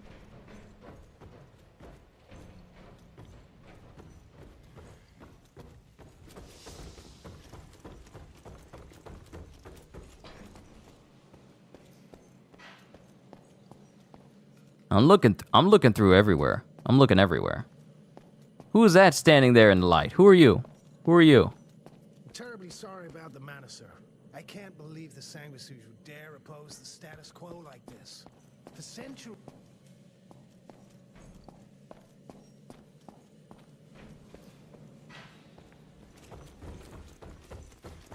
Who does he think he is? The heir to the fucking crown? Well, according to the protocols, if the director is unable to fulfill his duties, his next of kin takes... And DC agreed to that? I'm looking around. I'm looking around. When I got your goddamn gilded invitation, I expected champagne and canapes. Instead, some fang fuck broke into your headquarters and slapped you all around like a gaggle of whimpering sissies. Now the entire country is left unprotected while I stand here with my dick in my hand like an idiot. So again, could someone please tell me how the fuck did this happen? Security services were redirected to protect our most valuable asset. And And how the fuck wasn't that me? That was my father's call, and it was Agent Gravener's quick thinking that saved your life, sir. For all the fucking good it'll do once I tell the Capitol that its primary defense against all kinds of monsters just collapsed. We'll take care of it, sir. What, from here? This place is a shithole at the edge of fucking nowhere. And don't be fooled by our humble trappings, Secretary Harrow. Calico Cell has the highest survival rate in the Institute, as well as its very best engineer. We are your only chance of turning this around. Then I expect a report on those tick assholes on my desk first thing, Doctor. And who the fuck are you?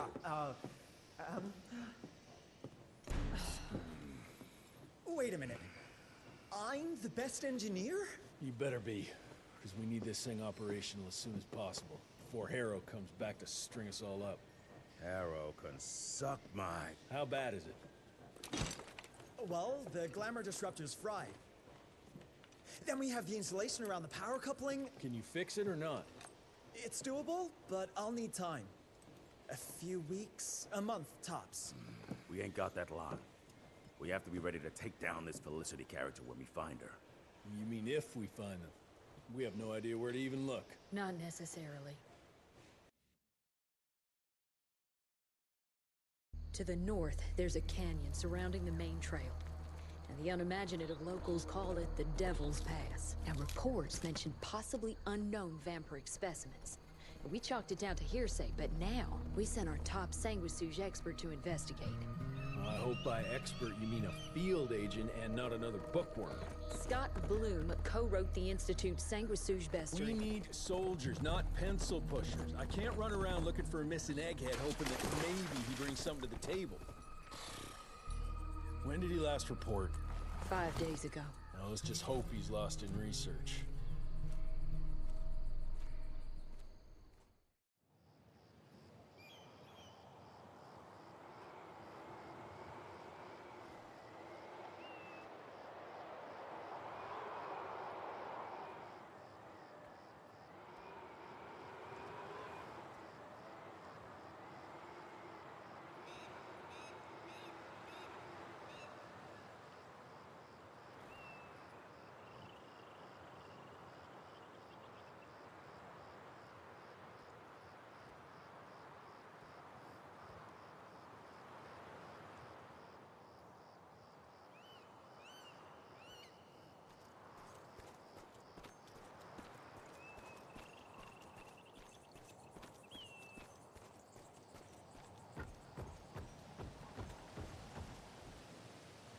Hold on. I'll be right back. Be right back. Hold for 1 second.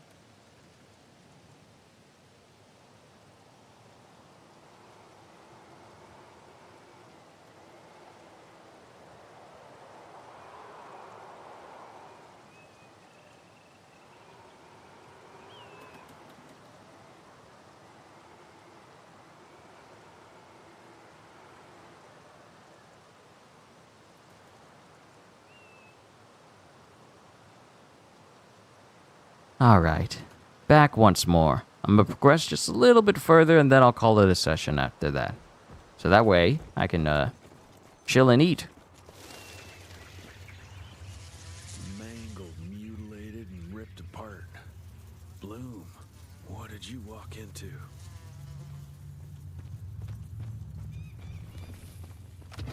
Money?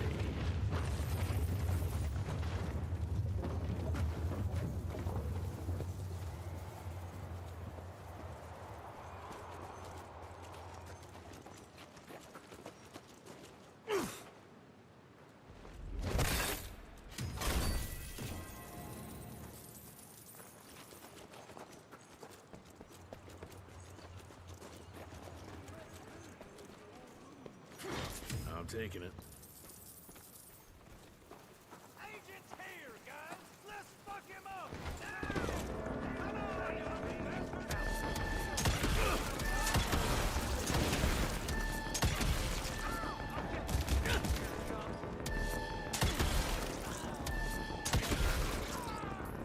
So my thing is, how do they expect you to counter all those people if you only have like a certain amount of bullets?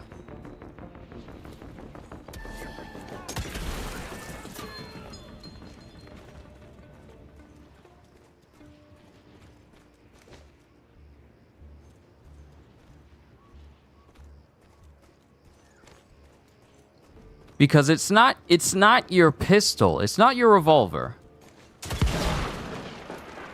It's not your revolver that's going to be able to hit all those people rapidly. It's your rifle. But your rifle has limited shots.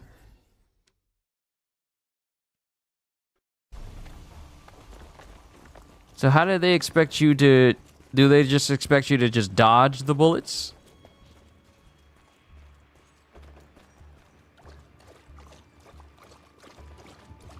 Have I been doing it wrong this whole time?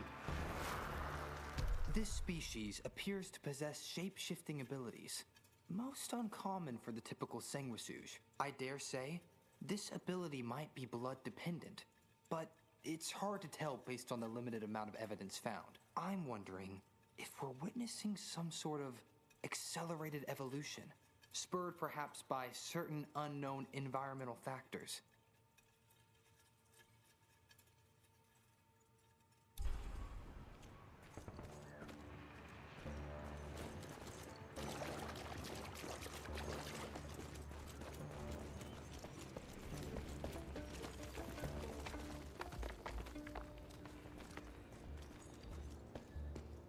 Okay, they ambushed me here. Is this where I need to go?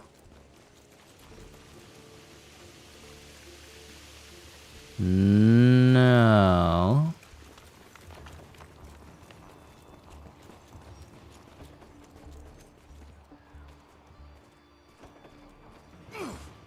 One thing this thing is kind of missing is a map or like an indicator to let you know the direction you're supposed to be going in.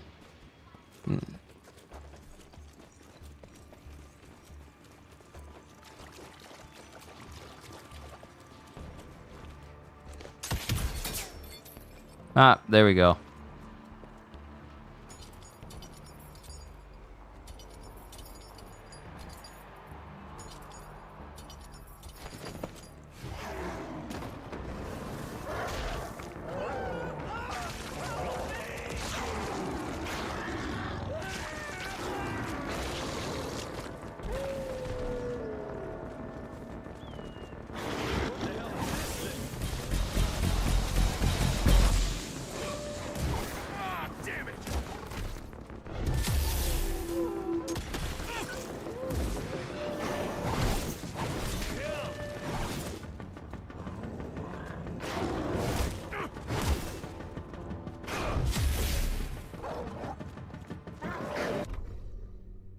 Use 15 energy charges. Yep, I knew I was gonna die. I knew I was gonna die as soon as I did that. I knew I was. I knew I was.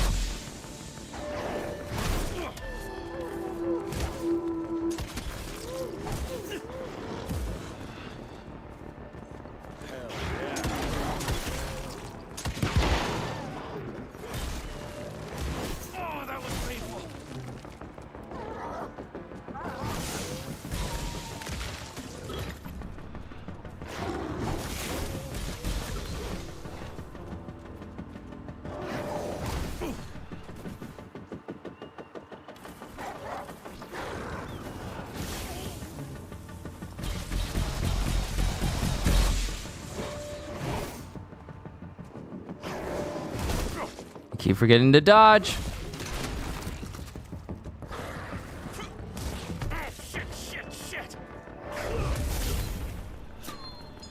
Okay, that saved me. Something terribly wrong is happening here. So what is this? A nuggle. Nuggles or Nagals were once human beings cursed with a shape-shifting affliction. Seeking a cure, they pledged obedience to vampires when the bloodsuckers promised to help them remain in one true form. This form, however, turned out to be a bloodthirsty bestial soldier under the sway of its vampiric master.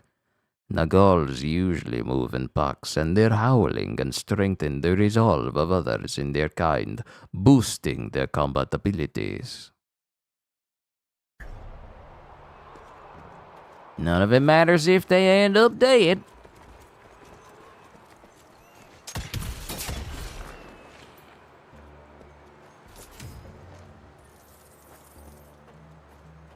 It looks like a location I should be going down, but we're going to look around this whole area more.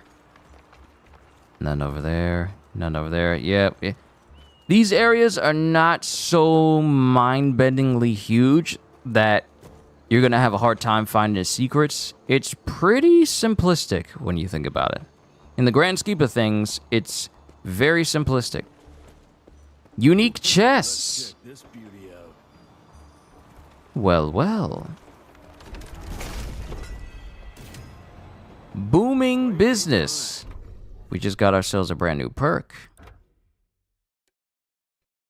Yeah, we got ourselves a brand new secret perk.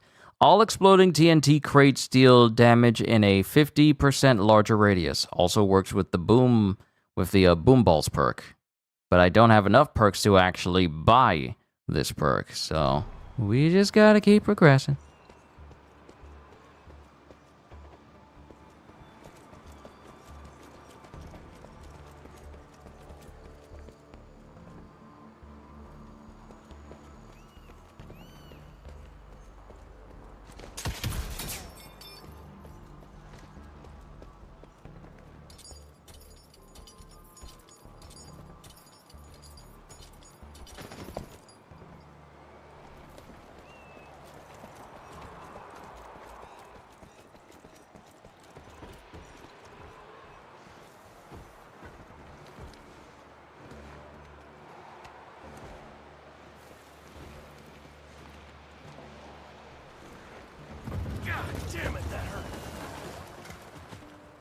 At least you made it to the other side.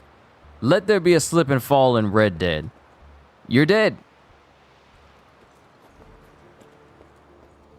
So there's a way over there, and there's a way over there.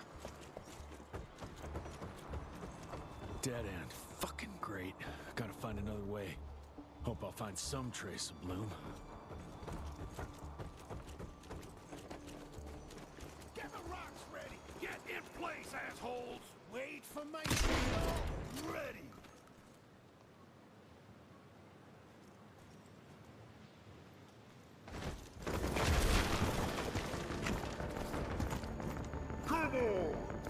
Why do you look like you're straight out of Dying Light with that big old burly armor of yours?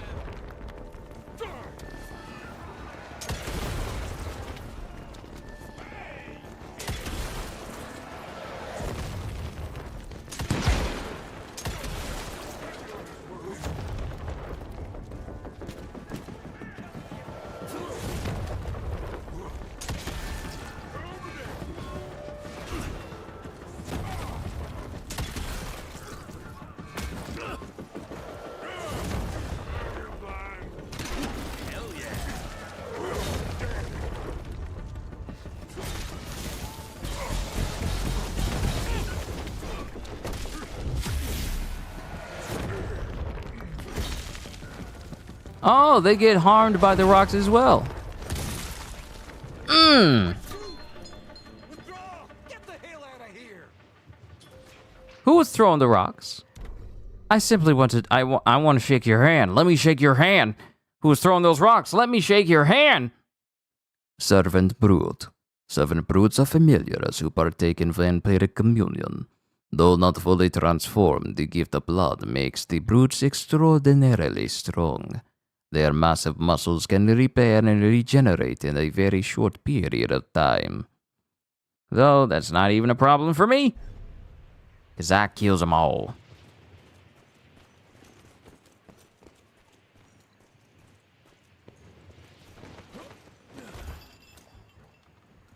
Yep, good thing I jumped up here.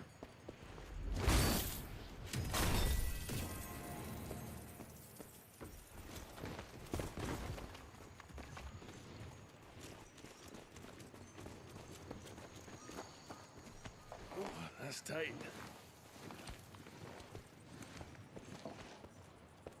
This canyon is protected like some kind of vault.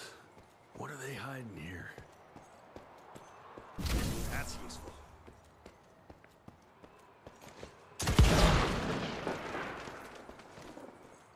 Yep, it's always good to look everywhere.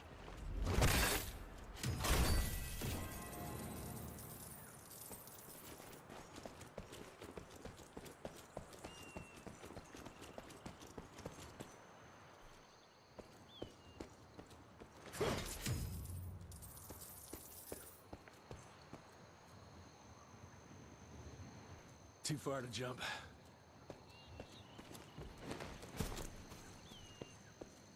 I know what'll do it. Push the whole minecart over.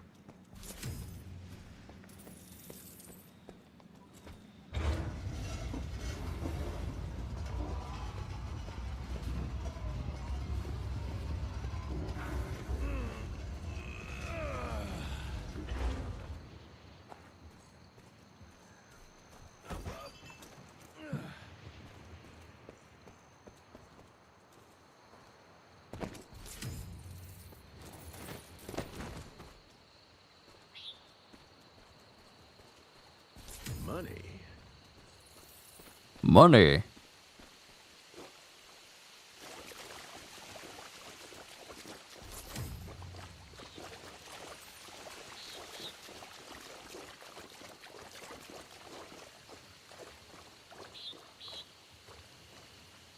Always check your surroundings. What the hell was that?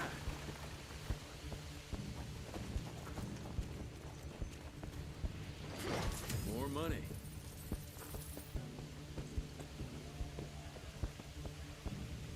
Oh yeah, this is gonna be a fight. This is gonna be a fight spot.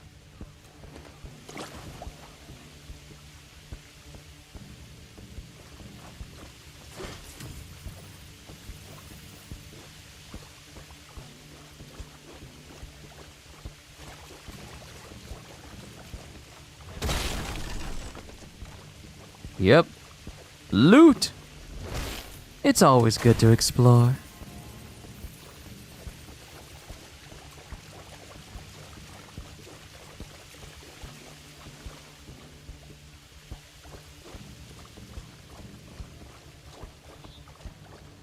He's coming! On my mark!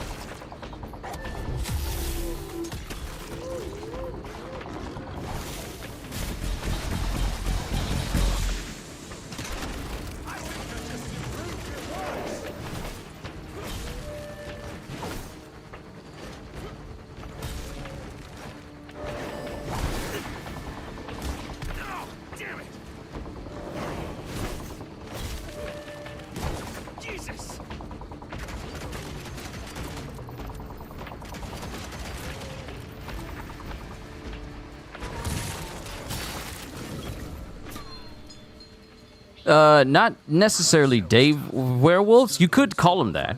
They're called noggles. They're essentially people who are cursed with... Actually, you know what? Let's just look at the lore. Straight from the horse's mouth. Yes, cursed with a shape-shifting affliction. And they turned into this because the vampires that they went to in order to get cured made it so that they actually turned into these subservient beasts for them. So they could in fact be, you know, just straight up werewolves. They just got a different name in this game.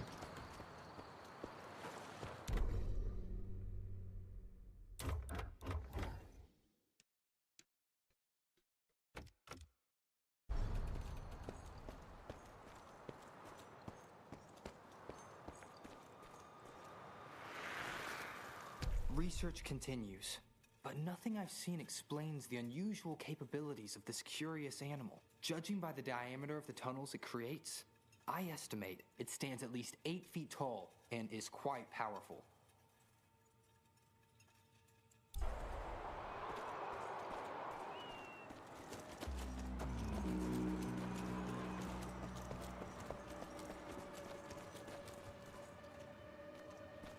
Yeah, these people didn't make it. Shit, whatever is behind that door must be huge. Might be that thing Bloom was looking for. You cannot be banging on the door when I'm distracted by another direction.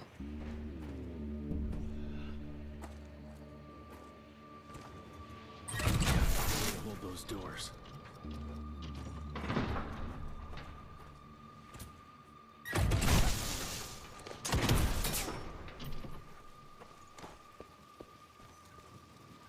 Oh, it's a big old room.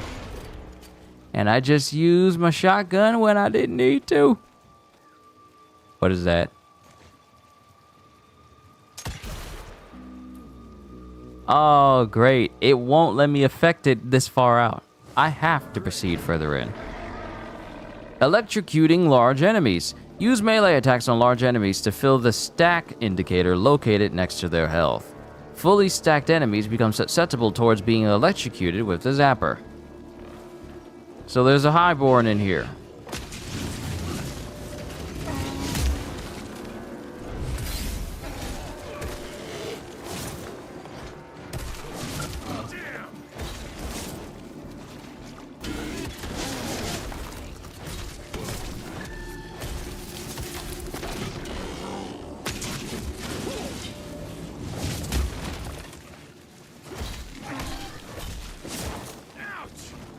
Alright, I forgot I have a block.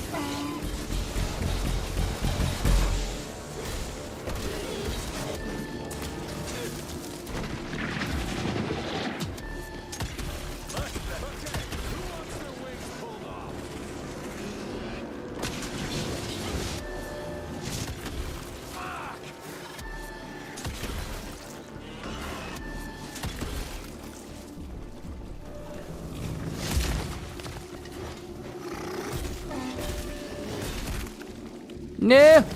No! This ain't good.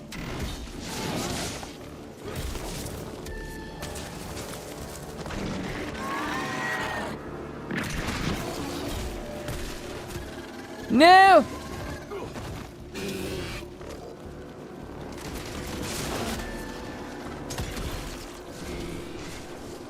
I need help. I'm dying. Help me.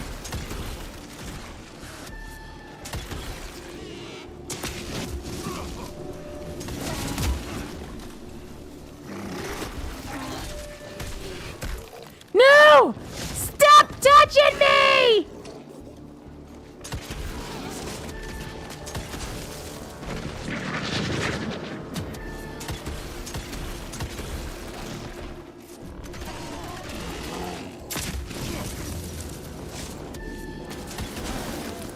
I'm always too slow to prevent that.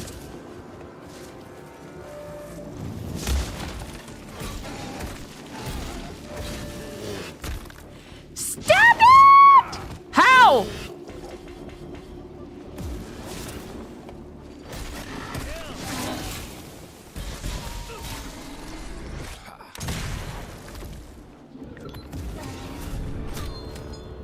I'm grateful that I leveled up, but how do you keep touching?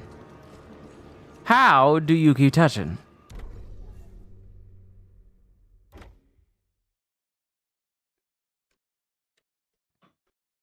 Okay, let's see.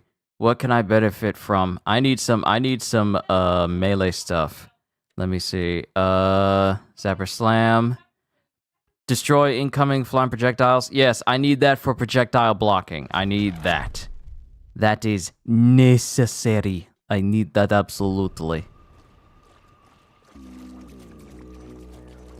And how nice of him to have like a big old chunk of change just in here.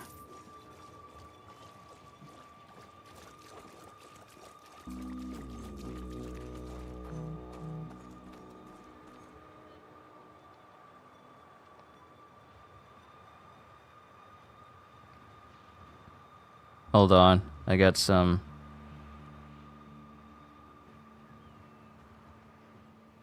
notifications on my phone that I needed to exit out of. Whoo-wee! The channel just keeps growing and growing. Who would have thought that at the 16th of January, the channel would be at 4,650 already? Imagine how big it's going to be towards the summer. Flying creatures most disturbing. They appear in large numbers, protecting the newly transformed sanguisuges like hornets guarding their hive. It's not clear if that's their only purpose. Perhaps they also gather sustenance and function as scouts.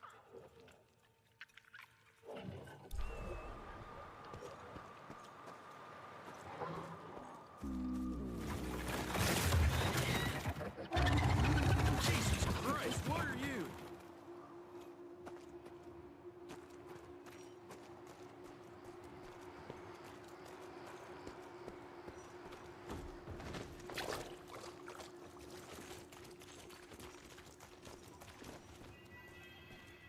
Yep. Always good to find loot. Ghost rifle. Oh, we got ourselves a weapon skin.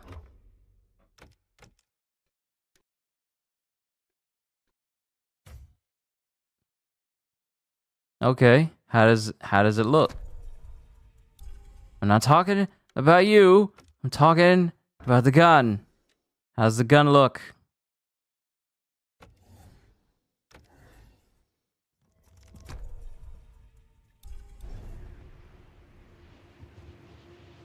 I have no choice but to use camera angles in order to get a good look at it. It doesn't even come with a description of what this actually is. Okay. Okay, there we go. We actually got a description of the skin. Though Rentier's institute is a respected part of the government security services now, there were times local authorities were unaware of the supernatural threat. In order to minimize gossip and panic, the agents preferred less flashy outfits that help keep the RI operations secret.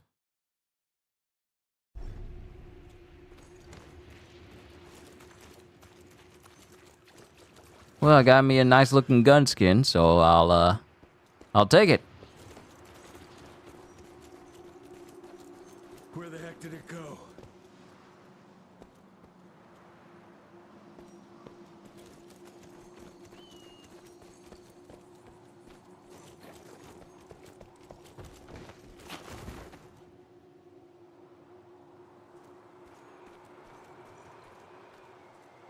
There are a lot of bodies here. Or at least where they used to be, because they got dragged in here. Yeah, looks like I'm getting closer to its nest.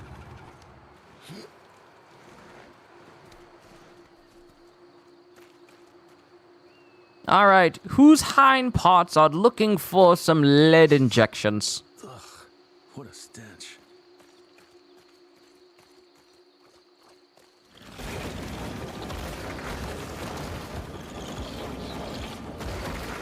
Rufus, man. When you lost Ron and Kim, things just went downhill, didn't they?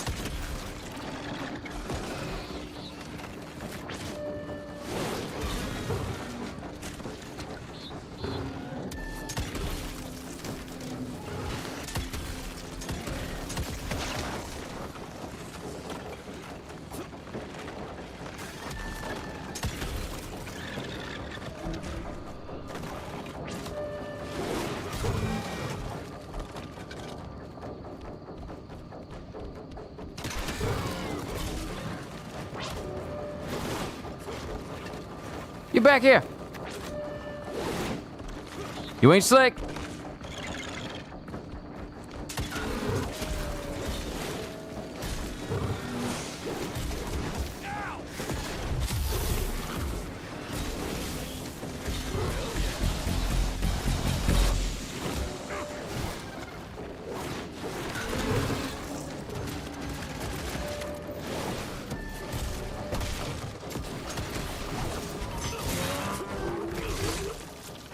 Night-night, Rufus.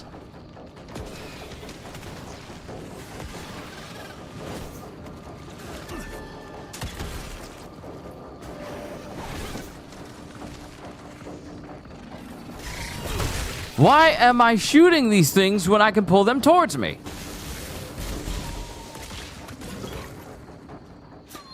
Christ. I can just pull these things to me.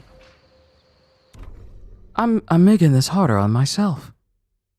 I am making this more difficult on myself. This is ridiculous. Gauro.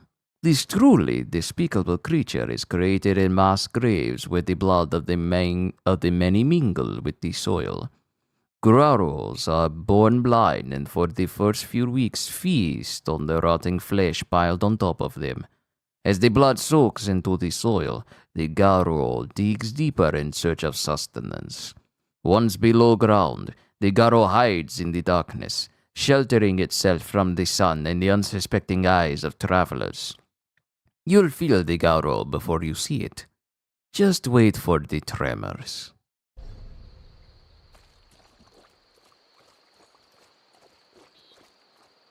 Okay, let's make sure we grab everything here. Is there anything I can shoot? No, not on that side. It's always good to look around, folks. You never know what secrets may be hiding around the corner. Or none whatsoever. It's always good to look.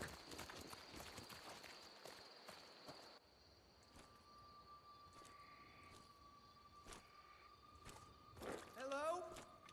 Is anyone there?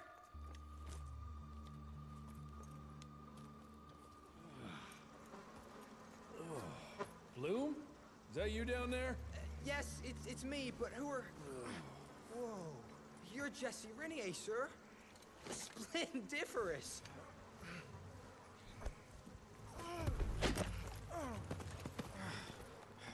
Care to explain what happened here, Bloom?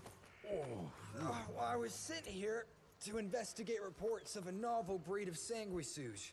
When I arrived, I encountered a group of familiars, apparently sent here by their masters. That was a familiar? How come a human turned into that thing so quickly? Excellent question, sir. My thesis is that their transformation is linked to the blood from these creatures somehow. The how is what I'm stuck on. We better take one of those things back with us to the lab. Still beats me what those familiars were doing here. Well, from what I could gather, they were sent on a transport detail, securing a convoy of carts filled with some curious, wriggly little creatures they brought from McCallum's sawmill. We need to check that place out.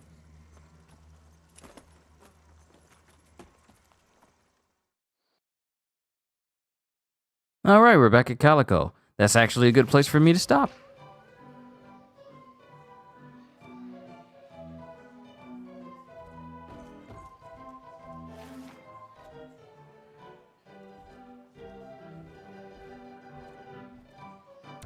Alright, so is there a button or something I need to hit in order to save, or does it do it automatically?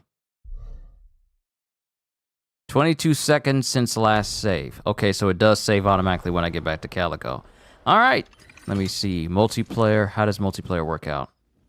How does multiplayer work? Start a remote RI outpost. Start from the mission beginning. Okay, so it's cool that I can do this. Okay, hold on. Let me see how multiplayer works, just in case Gajiel and I mess around with this. Let me just look. Evil West multiplayer. You can play Evil West in a cooperative mode with one friend. Use a friends list to find players that are currently online and playing the game. Progression. Only the session host can progress the story or character. The guest plays on a separate save file, which is not being saved after the session. The gear and skills are automatically adjusted to the current mission and the host's progress. The bucks can be picked up by any character and are granted to both players at the same time and in quantity. It is possible to revive a downed player in the cooperative mode. Take notice of the down state indicator icon and get close in order to interact with the player to help get back up. Difficulty. When playing in the cooperative mode, the enemy's health and damage is being scaled up to make sure that the challenge is not inferior to the single player experience. So it scales with 2 additional people. Okay, that's good to know. Alright. Time to head back. Okay, ladies and gentlemen, that's a good place for this chill session to stop. I'm gonna have another one, but I will be playing Elden Ring, not tomorrow, but possibly the day after, because I need to progress my strength build further into the story, because you never know, we could get news of, Shadow of the Earth Tree any day now. A lot of people are kind of wondering, like, this newest update on Steam could be referencing at a soon announcement for Shadow of the Earth Tree, but you never know. All the same, gonna progress a little bit further in Elden Ring the day after tomorrow. So, all I can say to everyone right here, right now is, if you're here for the very first time, hope you all enjoyed. Can't wait to see you all in my next video. Like, comment, subscribe, even become a member, because I am always looking forward to entertaining you. So have a fantastic day, and once again, as always, later, peoples.